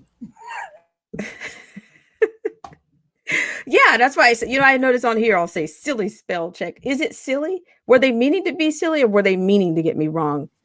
The Lockhart. Yeah, sometimes, like here's the deal. And I think we all know this. I think we all know that, AI is got a mind of its own, but not only does it have a mind of its own, it will eventually outsmart its smartest. It will outsmart its smartest text. There will be a time where they can't even control it, that it will get a mind of its own, a life of its own. Here's something that people really need to remember.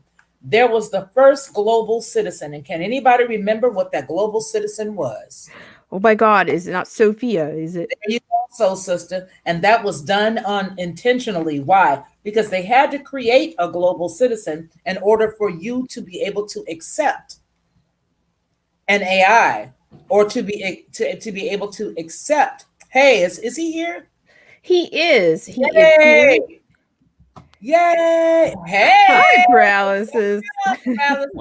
Well, what's up, guys? Hey. Well, first off, just to kind of get the formalities out of the way, my name is Scott. I know it's kind of weird to call me like Paralysis and stuff like that, but yeah. But you will always be Paralysis to us. I know. Plus, Scott is like the most white vanilla name ever. Oh no, I got a cousin named Scott. I'll take you as Scott. Okay, and my mother's maiden name was Scott. So hey, it's a good name.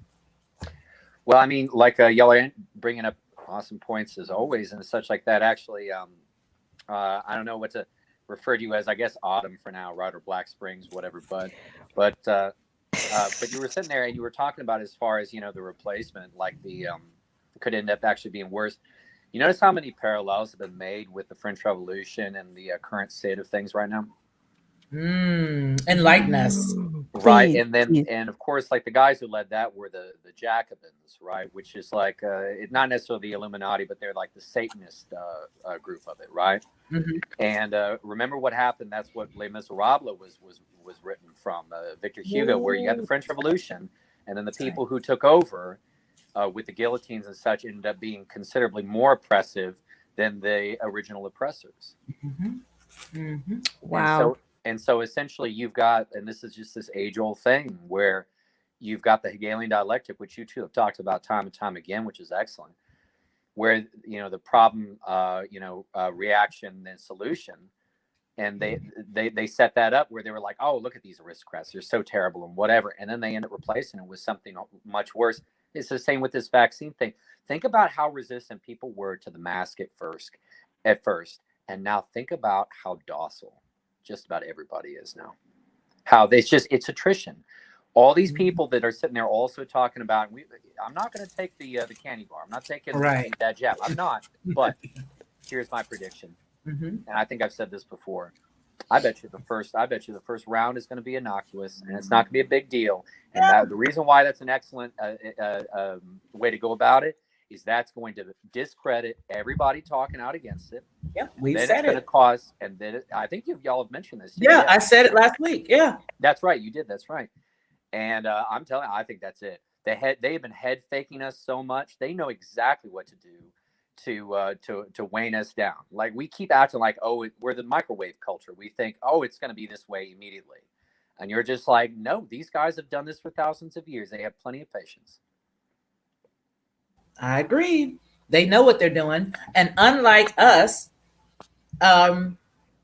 we have not ever exercised that type of patience because that's who they are. That's who they are. But yes, we did say it last week that what was going to happen is you're going to see the first wave go out. It's not going to be so bad. You got to have a second dose. By the time the second dose comes, you're going to have the second wave of people have to take it, which will match up the timeline with the second dose. And by the time that happens, the second dose people are going to get a real whammy.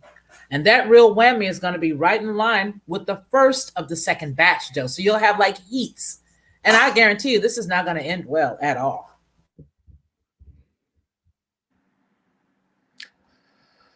Well, I mean, the problem, though, is I am starting to notice more and more people, even like YouTubers and such like that are always making this a freedom-based thing. And I agree, freedom is important, but they're becoming so fixated on the Constitution, on all these other kind of things, to the point where they're totally accepting atheists. And it's the same thing that happened with Trump. Remember that with the whole movement, where they were so willing to bring in everybody, any kind of heathen, as long as they were a conservative. Well, by golly, that's good enough. And you're just like, you know what? Even the Constitution, which, to be honest with you, the Constitution at this point, as much as I respect that document, with all the stare decisis in the courts right now, the Constitution is essentially nonsense. I'm sorry, I have respect for it, but it's nonsense. You're not going to be able to go into a court and win with any kind of constitutional rights. They're gone. Like, you talk to any lawyer who knows their stuff, they're like, oh yeah, if you got a good lawyer, a prosecutor going against you, you'll never be able to defend just these basic freedom of speech rights or anything like that. Same with what Lockhart came out with the vaccine. You saw that. I think you mentioned that earlier today. Correct, Felicia? Yes. We talked about the fact that if you're at your job, is that what you're referring to? Is that the employer? Yeah, that the employer can now, they just move that out of the way. Oh no, it's not wrong to ask them to have it. Yeah, go ahead. You can even administer it here at the job. Sure, yeah. You're not digging into anything. There are no HIPAA violations. Exactly. Yeah, I did. Well, we talked about that. Yes, ma'am. And I'm getting to the point where, for the longest time, I wondered. I was just like, well, the framers were primarily, by and large, they were just, and I think I've mentioned before. I'm sorry to be a broken record, but the framers, by and large, were, they were smart, brilliant men. I have enormous respect, but they were mostly deists. They were certainly not Christians, especially Benjamin Franklin. You better tell the truth. You better tell the truth. He was with the Hellfire Club in London. They were straight up Satanists, and they were known for not only sex orgies, but a lot of people think they end up like doing a bunch of human sacrifices and such. Remember where they found a bunch of bones in his place? Preach. Keep going. I'm going to shut up. I'm telling you, in my opinion, it's just like Satan has done all the time. The only reason why he's considered this angel of light is not because he creates the light, but he reflects the light. Because who is the light? God ends up being the light. That's all he ever does, is he copies. And I'm more and more, I'm wondering, and this is terrible to say this, because I grew up with a military family and grew up loving the Constitution. And in truth, I still love the country. Like, if I see a flag get messed up, it's not so much that I care so much about, the framers or anything like that. But when I see something like that, why it makes me angry is I think about how the Americans and the constitutionalists, or the Constitution, the colonialists, they're the ones, like the indentured servants, All these the lower class people, Yeah. they're the ones that built this country. And every time I see the flag go down, I'm like, they're the ones who died in these wars. And these were the good people, like my grandparents, who were good people. I was the typical younger kid who was weird, who didn't like hanging out with like other little kids. Because, remember back in the day when like old people used to sit out in their porches and stuff? Yes. Like, yeah. I remember that time. And I would just go and I would hang with old people because they were cool. Because that Great Depression era, old people were so real. Yeah. And so when I do think America, and I have pride for America, I'm like, well, but there were so many good people that did build this country. So I don't want anybody to get confused when I badmouth the framers. But I am getting more and more to the point where I wonder if the framers came along and took what the colonials had already created and just kind of hijacked it. And instead of it being a Christian thing, it slowly turned it into a secular thing where they said, oh yeah, it's all about, these rights as far as man and making you the king and making you become self-indulgent, making you think like, oh, these are my rights, even though I have to work as much as any slave does. And I'm getting paid about as much as any slave. Oh, but I'm a free man. This delusion of freedom. And slowly but surely, with this keeping us in this delusion of freedom, it's allowed us to no longer think we need God and think that we ourselves are God. And then secondly, for us to eventually, as Aldous Huxley said that they would do, remember Brave New World? He said eventually, when he was being interviewed by Mike Wallace, he said, eventually people will learn to love their slavery. And that's actually how to rule. You don't want dissent amongst your peasants. Not You at want all. them to accept it. The Stockholm syndrome Yes, is ma'am. well learned, especially with the topic that you had, Autumn, with regards to why the Black folk act the way they do. Stockholm syndrome is alive and well within our community and within the United States right now, right? Because like we said last week, this is about one of the only times that you'll see that we're all on an even playing field. All of us are slaves. Yes, and I was, it was brilliant that you brought that out on one of the last streams that I did. But but I think some people, they're not able to see the overarching enslavement that we are all dealing with, whether it's debt, that whatever it is, it exists for all of us. But I do think that Black people, for example, it's like they need Black people to be co-signed on any experiment. I don't know what that is, but I don't know. But I think that they need, oh, see, they're doing it, or, I go back to a lot and I say about the whole, I think it's class warfare. I think that we're getting, as you said earlier, that the middle class is eroding, right? Or is it all, or would you say it's gone? Bye. It's gone. Bye. So yeah, I mean, it's exhausting. It's exhausting. And I don't see how going forward that, we cannot make things better with backdoor deals. I mean, you guys have seen the stream that I did, or either Lockhart, did you do the stream on the meeting even with Biden and oh, you guys had a seat at the table, and what did that do? You got a seat in the skybox?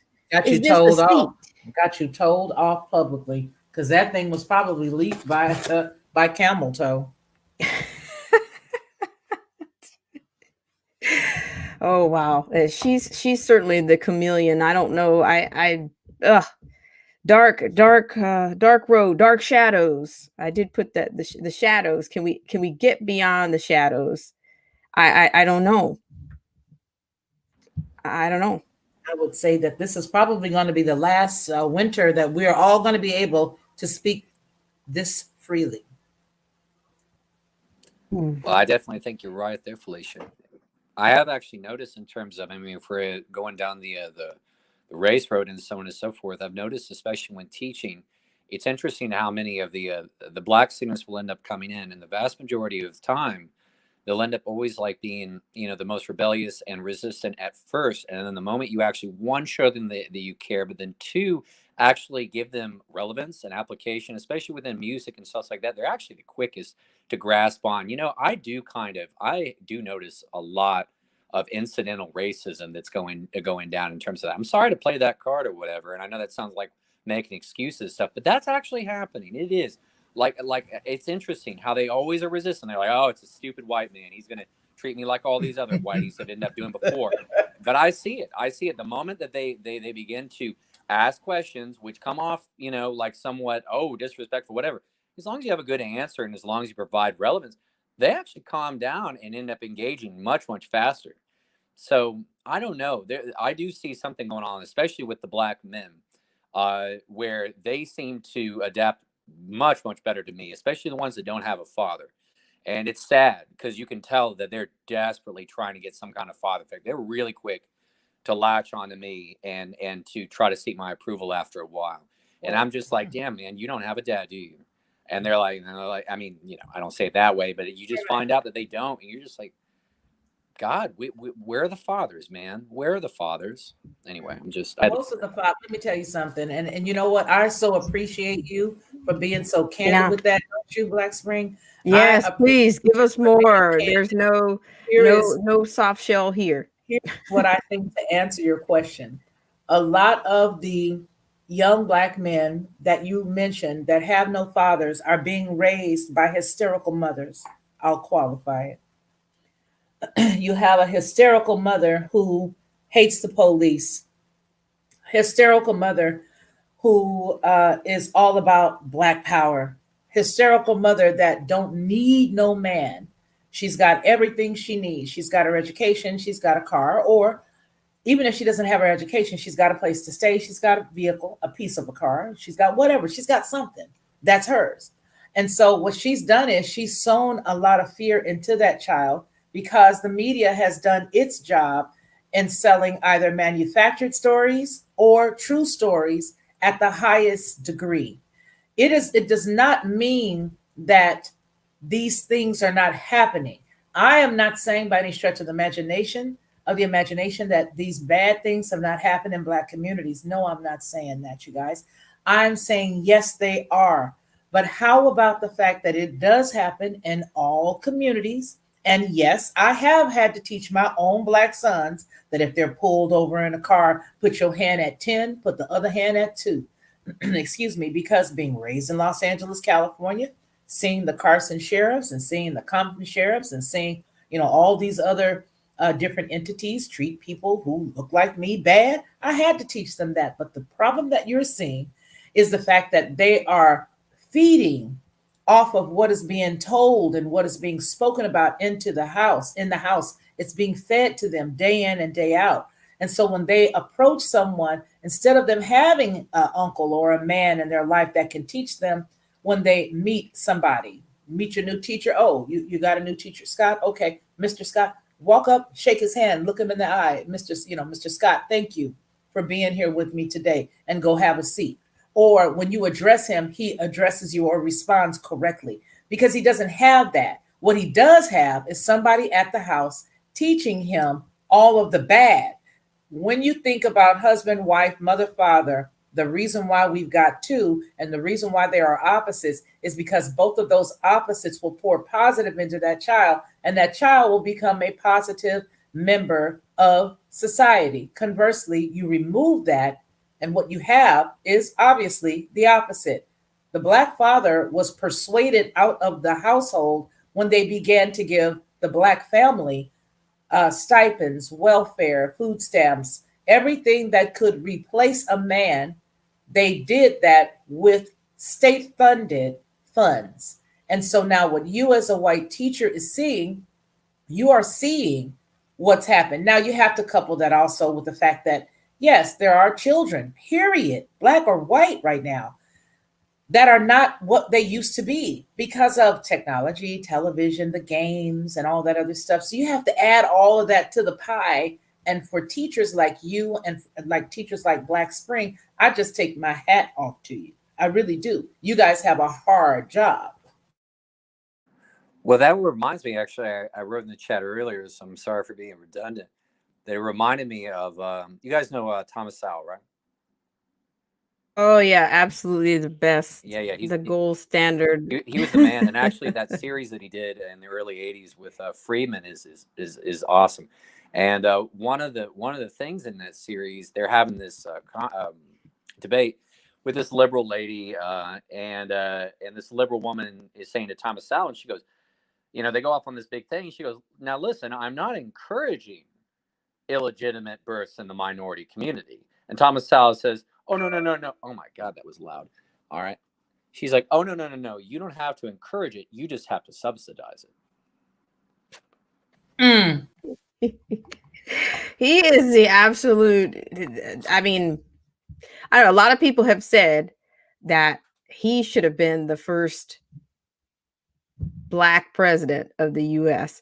But, he's a truth teller. Second. And they don't want truth. Right. They wouldn't have actually allowed him in there because exactly he's real. Right. He is. Yes. And I think I saw one of his interviews in which he said he quit doing interviews for that reason, because the press would never print what he actually said. He said, why do I need to spend my time? I absolutely. And that was years, decades ago, that they were, if that's the veracity of the media, when in his prime, then where else could it go? Hey, he was one of the very few people in a calm way, not in a hysterical, like the way the press were, where they were attacking Trump for the wrong reasons. That he was one of the very few people that was like, I don't think he's genuine. Remember that? And then a lot of the Trump side, demonized him, but he wasn't jumping on the liberal bandwagon either. He wasn't attacking for that. He was like, no, I just don't think he's what he's saying. I don't think he means any of it. Just look at his track record. And he was like one of the very few people who commonly pointed out that, yeah, he's probably a charlatan.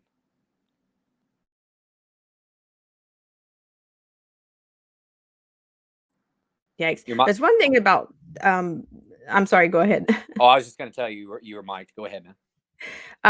It's one thing about Dr. Sowell. He's got this wit. It's dry, but if you get it, it's just, I just think he just has so much character and so much, we just need to put him in a bottle, preserve him. Well, but I mean, at the same time, like he came from Harlem, he came from lower socioeconomic status. I mean, he was and he grew up at a time when it was like we've talked about, there's a certain amount of racism, but also, Felicia, you pointed out something that I've always wondered about too. How much of racism, quote unquote, nowadays across the board is really and truly, and this sounds cliche, but it's probably true. How much of it is just a misunderstanding? That propaganda has just like brainwashed us into being paranoid towards each other. And then we end up feeling that vibe of like, ooh, that person is acting all scared around me, so they must be racist. And so now I'm going to be racist to them. That, you know what I mean? It's like this preemptive racism where they just assume that person's racist, so I'm going to be racist back.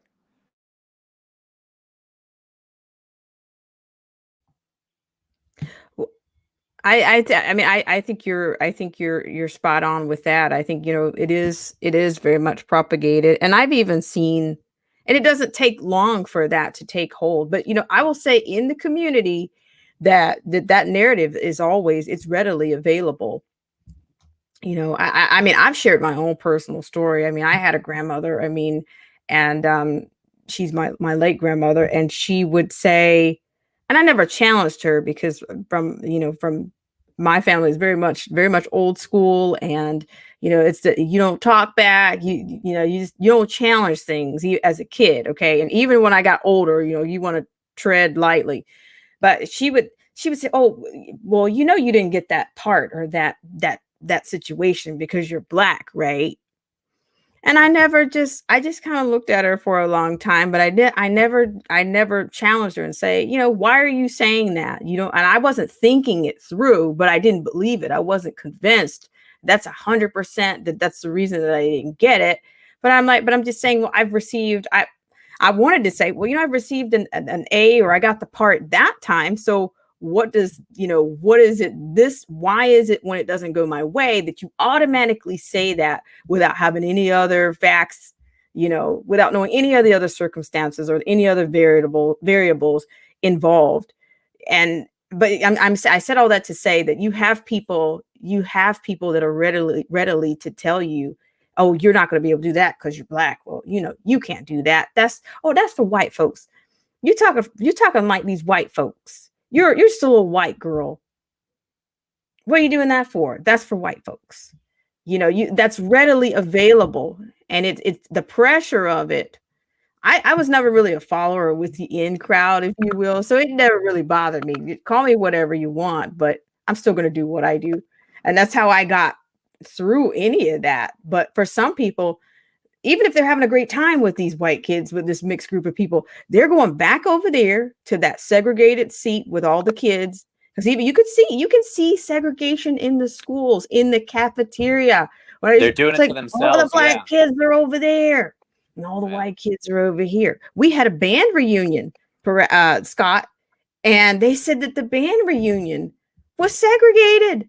The Black kids were on one side of the fence and the white kids were on the other side. The white alumni run. I'm like, you know what? I've been doing band my whole life. It wasn't a hobby to me. That's been my career. So I'm glad I didn't partake in that, because certainly I wouldn't want to see people that I thought as friends, split like that at you call this a reunion? Who are these people? At the same time though, like about when, I know it's rude to ask a lady your age and stuff like that, but about when were you growing up in high school and such like that?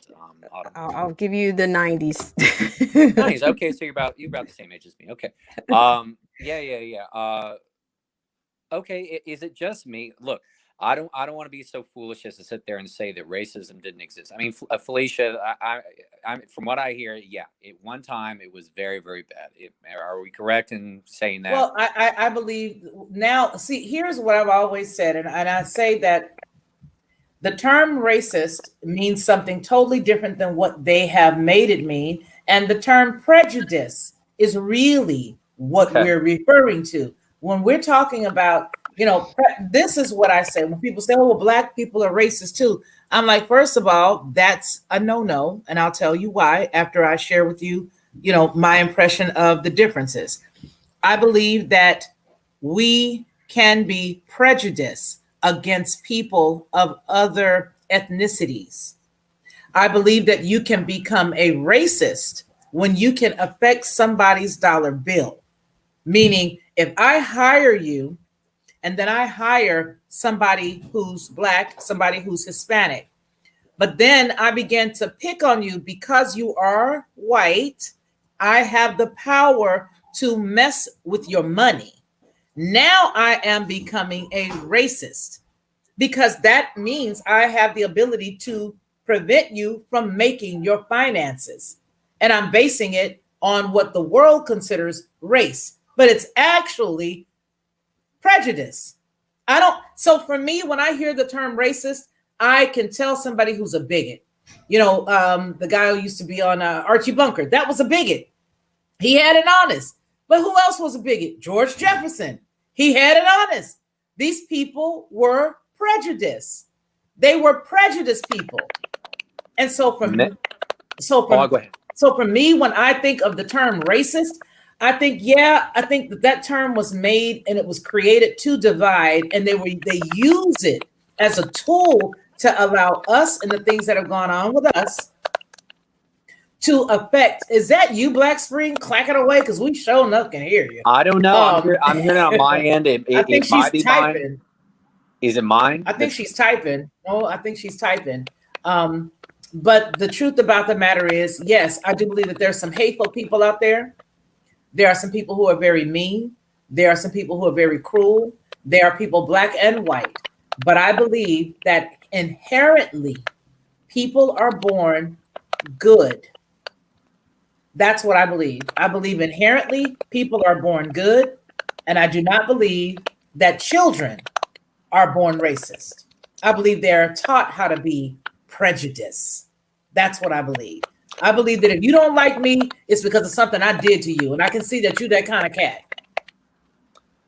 Well, I mean, and that's the thing is kids can notice differences, and I can also understand that because they'll make the argument about a lot of the times we're attracted to, and I'm not even just talking about intimately, but even probably friend wise or comfortable wise, they say that like scientifically we tend to be attracted more towards who looks like us in terms of that skin color and stuff like that. And I to a degree I can agree with that no matter how good looking any particular woman is, that the vast majority of the time the woman who is blonde and blue eyed and so on, yeah, okay, fine, she's probably going to win most of the times, because that's when I did have hair, that's what I had, right?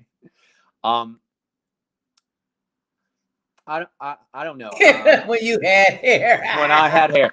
Oh, I'm one of these many guys that as soon as it began to thin out, I was just like, yeah, I'm not going to do the whole like lame Trump comb over thing. This stuff is just shave that sucker off. I don't even care anymore. I don't know. You guys are too much. Actually, jump in. Like there was a point I was going to make, but then my brain like went into a different direction. Please, somebody else talk. It'll come back to me in a second. No, you guys were going pretty well there, but I think there's I'm just tired of all the propaganda, and I'm tired of people. I'm sick of people getting what do they say? Is it still okay? Is it cool to say you're getting played, or you're getting hosed, you're getting shafted? What can I say? Well, I remember the dialogue used to be cool. Felicia brought up a show that is just, wow. Felicia, do you think they could get away with All in the Family nowadays? Oh my God. No, I don't. I do not think so. One of my favorite shows. Oh, it's such a good show. But especially, and what's funny is the guy who made it was a liberal, and he was trying initially, but then it got kind of taken over by the second season by a bunch of other different writers. But initially, he was trying to make Bunker out to be this big jerk or whatever, and because producers were more interested in selling the show, they were more interested in making Archie Bunker human, and so on, and so basically they made him more likable. But by that fourth season, that was, in my opinion, fourth season was the best season. That was the season when George Jefferson's son had the mixed wife. And they were about to get married, and she brought over her parents, and George Jefferson saw one of them was the father was white. Remember that one? Yes. But then, like during that whole thing, Archie Bunker calls. He's like, you shouldn't talk to your mammy that way. And then she's like, don't call her mammy. Like, I thought they called her mammy. Oh man, whatever. Forget it. You bringing up some oldies you shouldn't know nothing about. That show was so good, though. It was a good one. I'm changing out my headphone. I think it's me, you guys. But that shows the Overton window. Like, people used to be able to talk about this stuff, and now it's just this big taboo thing to where you can lose your jobs and all other kind of stuff like that. It's just become the big no-no. I mean, how far are we really from, especially everything being digital, how far are we from Fahrenheit 451?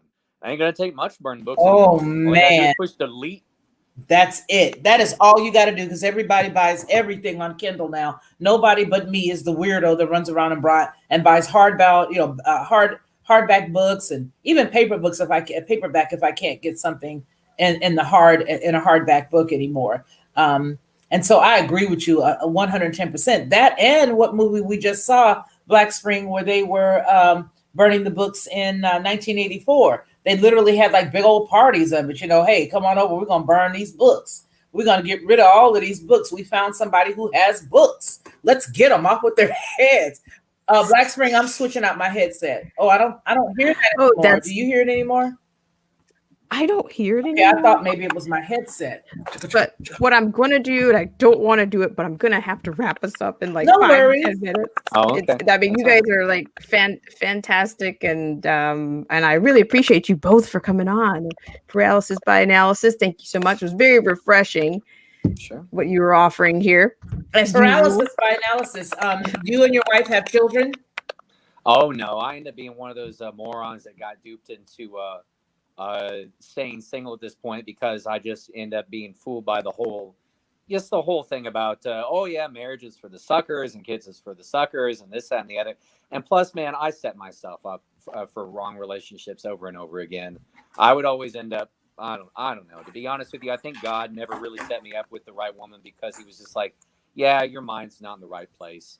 Because I would always end up with, let's just be very honest here, I always ended up with very like, what's the word? I mean, it Shallow? was a bunch of Jezebel spirits, right? I mean, I guess deep down inside, that's kind of what I was looking for the most part. I mean, I'm no angel. Unfortunately, mine has just been in the gutter for too long. And why would God set me up with somebody good? I would just throw it away, you know? So I don't know, man. Will it end up ever happening? I don't know. I mean, that's up to the big man. I'm just trying to end up getting myself like nice and solid. But yeah, the last one was not that long ago. And it was, you know, a few months ago, and it was just a completely whatever superfluous just thing. It was totally based off of, you know, just carnal nonsense, dude. It's just stupid. I think a lot of guys are like that. I think a lot we got duped into. This was something I was going to mention before, and this not only happened in the Black community, in my opinion, it definitely happened with men throughout, definitely since the 60s with the free love thing. But even when I was growing up, it was the cool thing that even fathers were just like, yeah, go sow your royal oats. And it was just encouraged. And even that's kind of ingrained into me too. When I'll end up having some of the other students and they'll sit there and they'll be like, yeah, I'm going out with this one chick. And I'll be like, nice.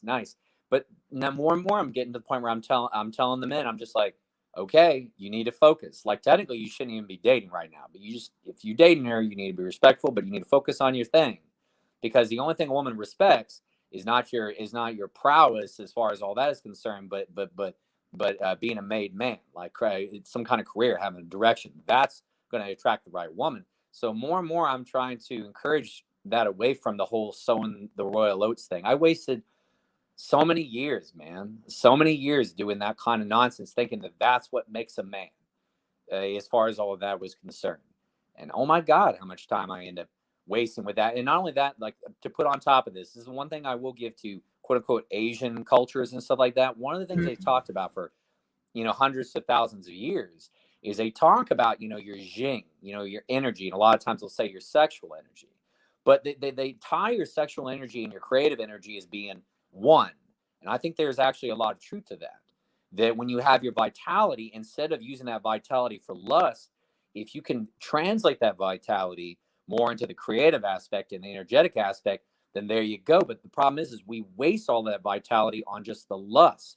So when we're constantly going after women, instead of actually using that to innovate, right? Because think about how many of the great musicians, great composers, think about how many of them were single. Think about it. We're single.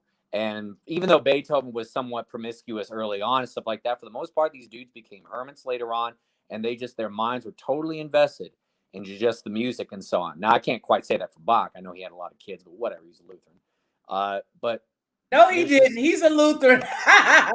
Hey, man, you know the old joke, right? Why did Bach have so many what kids? is it? His organ had no stops. Right, exactly. All right, I'm sorry, that was gross. But anyway, only nerdy musicians get that joke. Like, what's a stop? What are you talking about? You know, the stops on an organ, whatever. Forget it. All right, so I think there's something to be said about that sex was meant to be the great distraction. And I think about what I could have ended up actually doing. I like the teaching, but, you know, I probably could have ended up doing something big in the performance. You know, I was doing the orchestral gig and the scenes and this, that, and the other, but I probably could have gone a lot further if I hadn't, one, gotten suckered down with pride. That was definitely a problem. But then two, also getting engrossed with the whole lustful nonsense. I can only imagine what I've been able to do. And to be honest with you, it doesn't matter. That used to, you know, make me depressed and such. But now I'm just the point where I got to get in my soul intact before, you know, Jesus calls me home. So there it is. But life is not over. The Yenta in me says life is not over. And even the situation and the things that we've got going on right now in the world, life is not over. Here's the sweet thing about understanding where you are now today. The best part, and that goes for men and women listening, although I may not be the oldest person here, either in the chat. I know I'm the oldest person on the panel, but I just want as well. You know, I am. But the deal is that it's not over. And the great part is Nice. that you will find the right person when you are supposed to find her. Because the Bible even tells us that when a man findeth a wife, he findeth a good thing. But then you got to qualify what is a wife.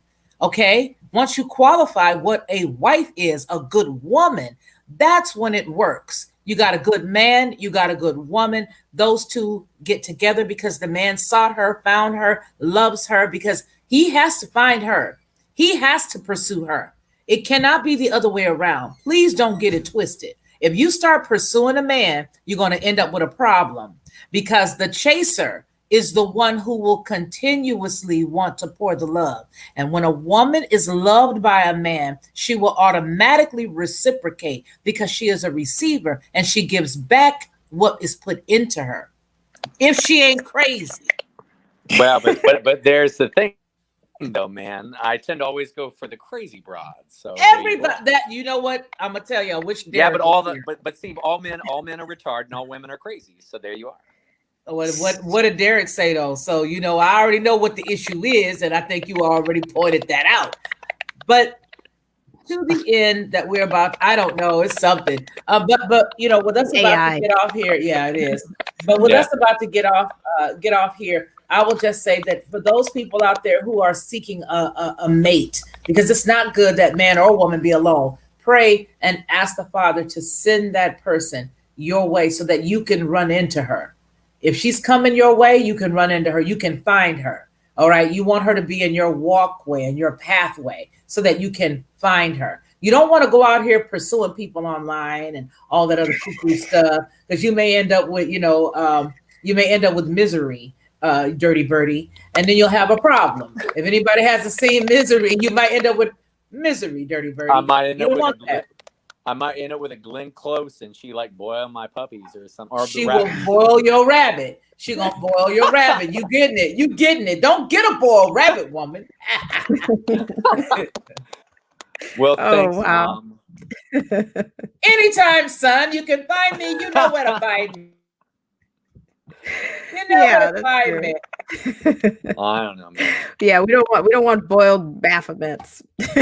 Boil Baphomets. There you are. She has been on this rabbit Baphomet Sorry about thing Baphomet. all day.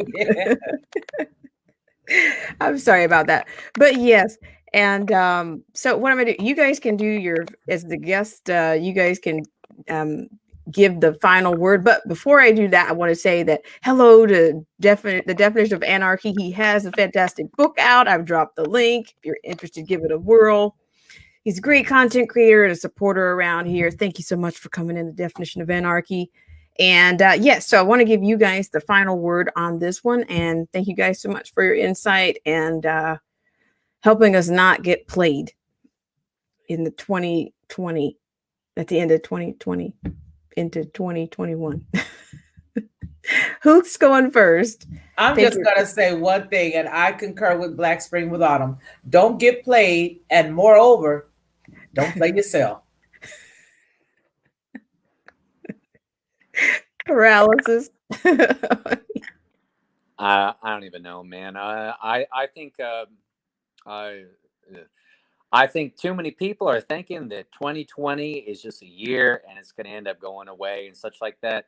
Hey guys, I mean, just treat the future pretty much like cancer, where you end up hoping for the best but expecting the worst kind of thing. Or praying for the worst. No, Oh, I and mean, there you go. That was paralysis by analysis. ladies and gentlemen. Thanks for joining us. Too bad you can't stay, baby. just 2021. I mean, we might be looking back at 2020 thinking, man, that year was the bomb.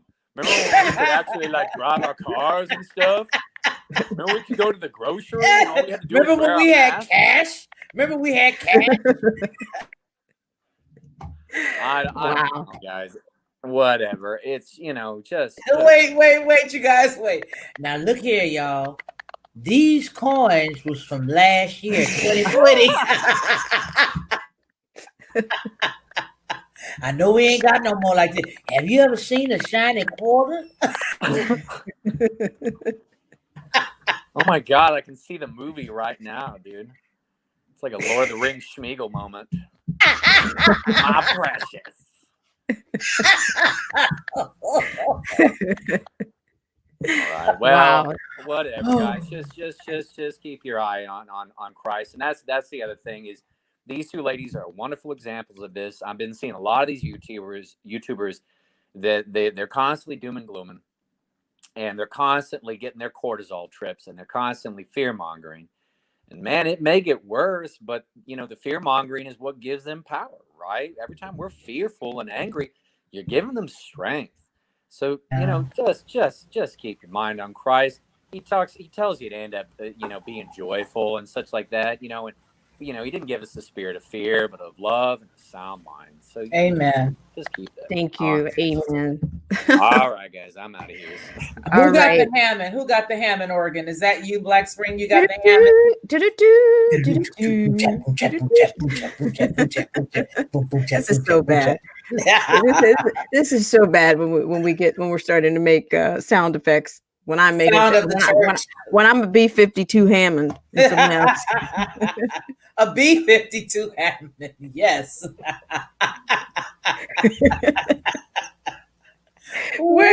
Get the Rhodes. Somebody get the Rhodes.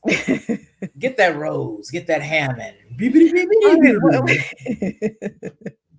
Okay, I tell you what, we're going to give a word to the sponsors, and then we're going to pack it up and fold it in and say so long.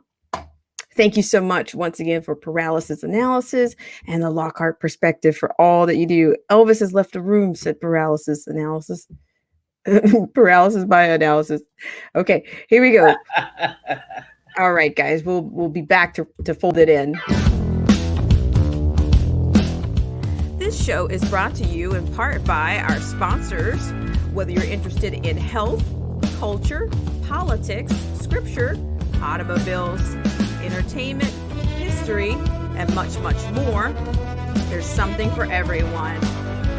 So please check out Derek C. Williams, Killer Whale Channels, The Definition of Anarchy, Joseph Francis Burton, Chrysler Imperial H, Little Miss Goth, AZ Infidel, Cold War Jesus, Anthony Scioli, and Let the Truth Be Told. We'll be right back to the news right after this.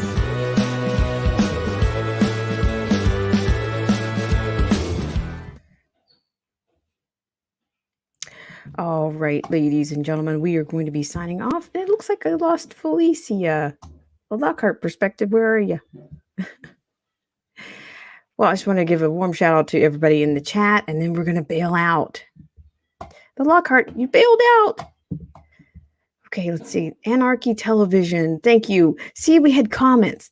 The Lockhart Perspective. He says, I really enjoy hanging out with you, ladies. Thank you so much. We appreciate you for being here and for tuning in and supporting. And Ronnie Mann, he's laughing at my B-52 Hammond. See, that goes to show you I'm not a real keyboardist. I only paired keyboard talking points, and they're not going well right now. Steve Willis, thank you so much for coming in. Old Head Deuce, always fun and spirited supporter around here. Let's see, Definition of Anarchy, thank you so much for coming in and supporting the channel. And check out that book, The Seeds of Dark Matter Disease, ladies and gentlemen. And let's see, we had some people in earlier. Let's see, am I missing anybody here? Kathy Latour, thank you so much, Kathy. And let's see, we have Ronnie Mann, of course. We appreciate you. Thank you so much, Ronnie Mann. You're the best. Paralysis by Analysis, thank you so much for coming on. And Kevin's Corner graced the chat today. Thank you so much, Kevin, from Kevin's Corner. I really appreciate it. Fantastic content creator. And I think I'm missing Jermaine G. Thank you so much for coming in. Jeff B. It's nice to see you. A Blast from the Past. And Mano Munoz. Thank you. And who else did we have? Am I missing somebody here? Well, it looks like you guys hung in there with us for the longest. I really appreciate it. And you guys have a great rest of your weekend. She says, I am in the chat cleaning up the punch cups. You know, I didn't mean to knock you off there, but I really appreciate it. So you guys have a great start of your week. And I look forward to seeing you guys on the next live stream, in the comment section, in a video, or a Moonlight stream. Have a great week, guys, and good night.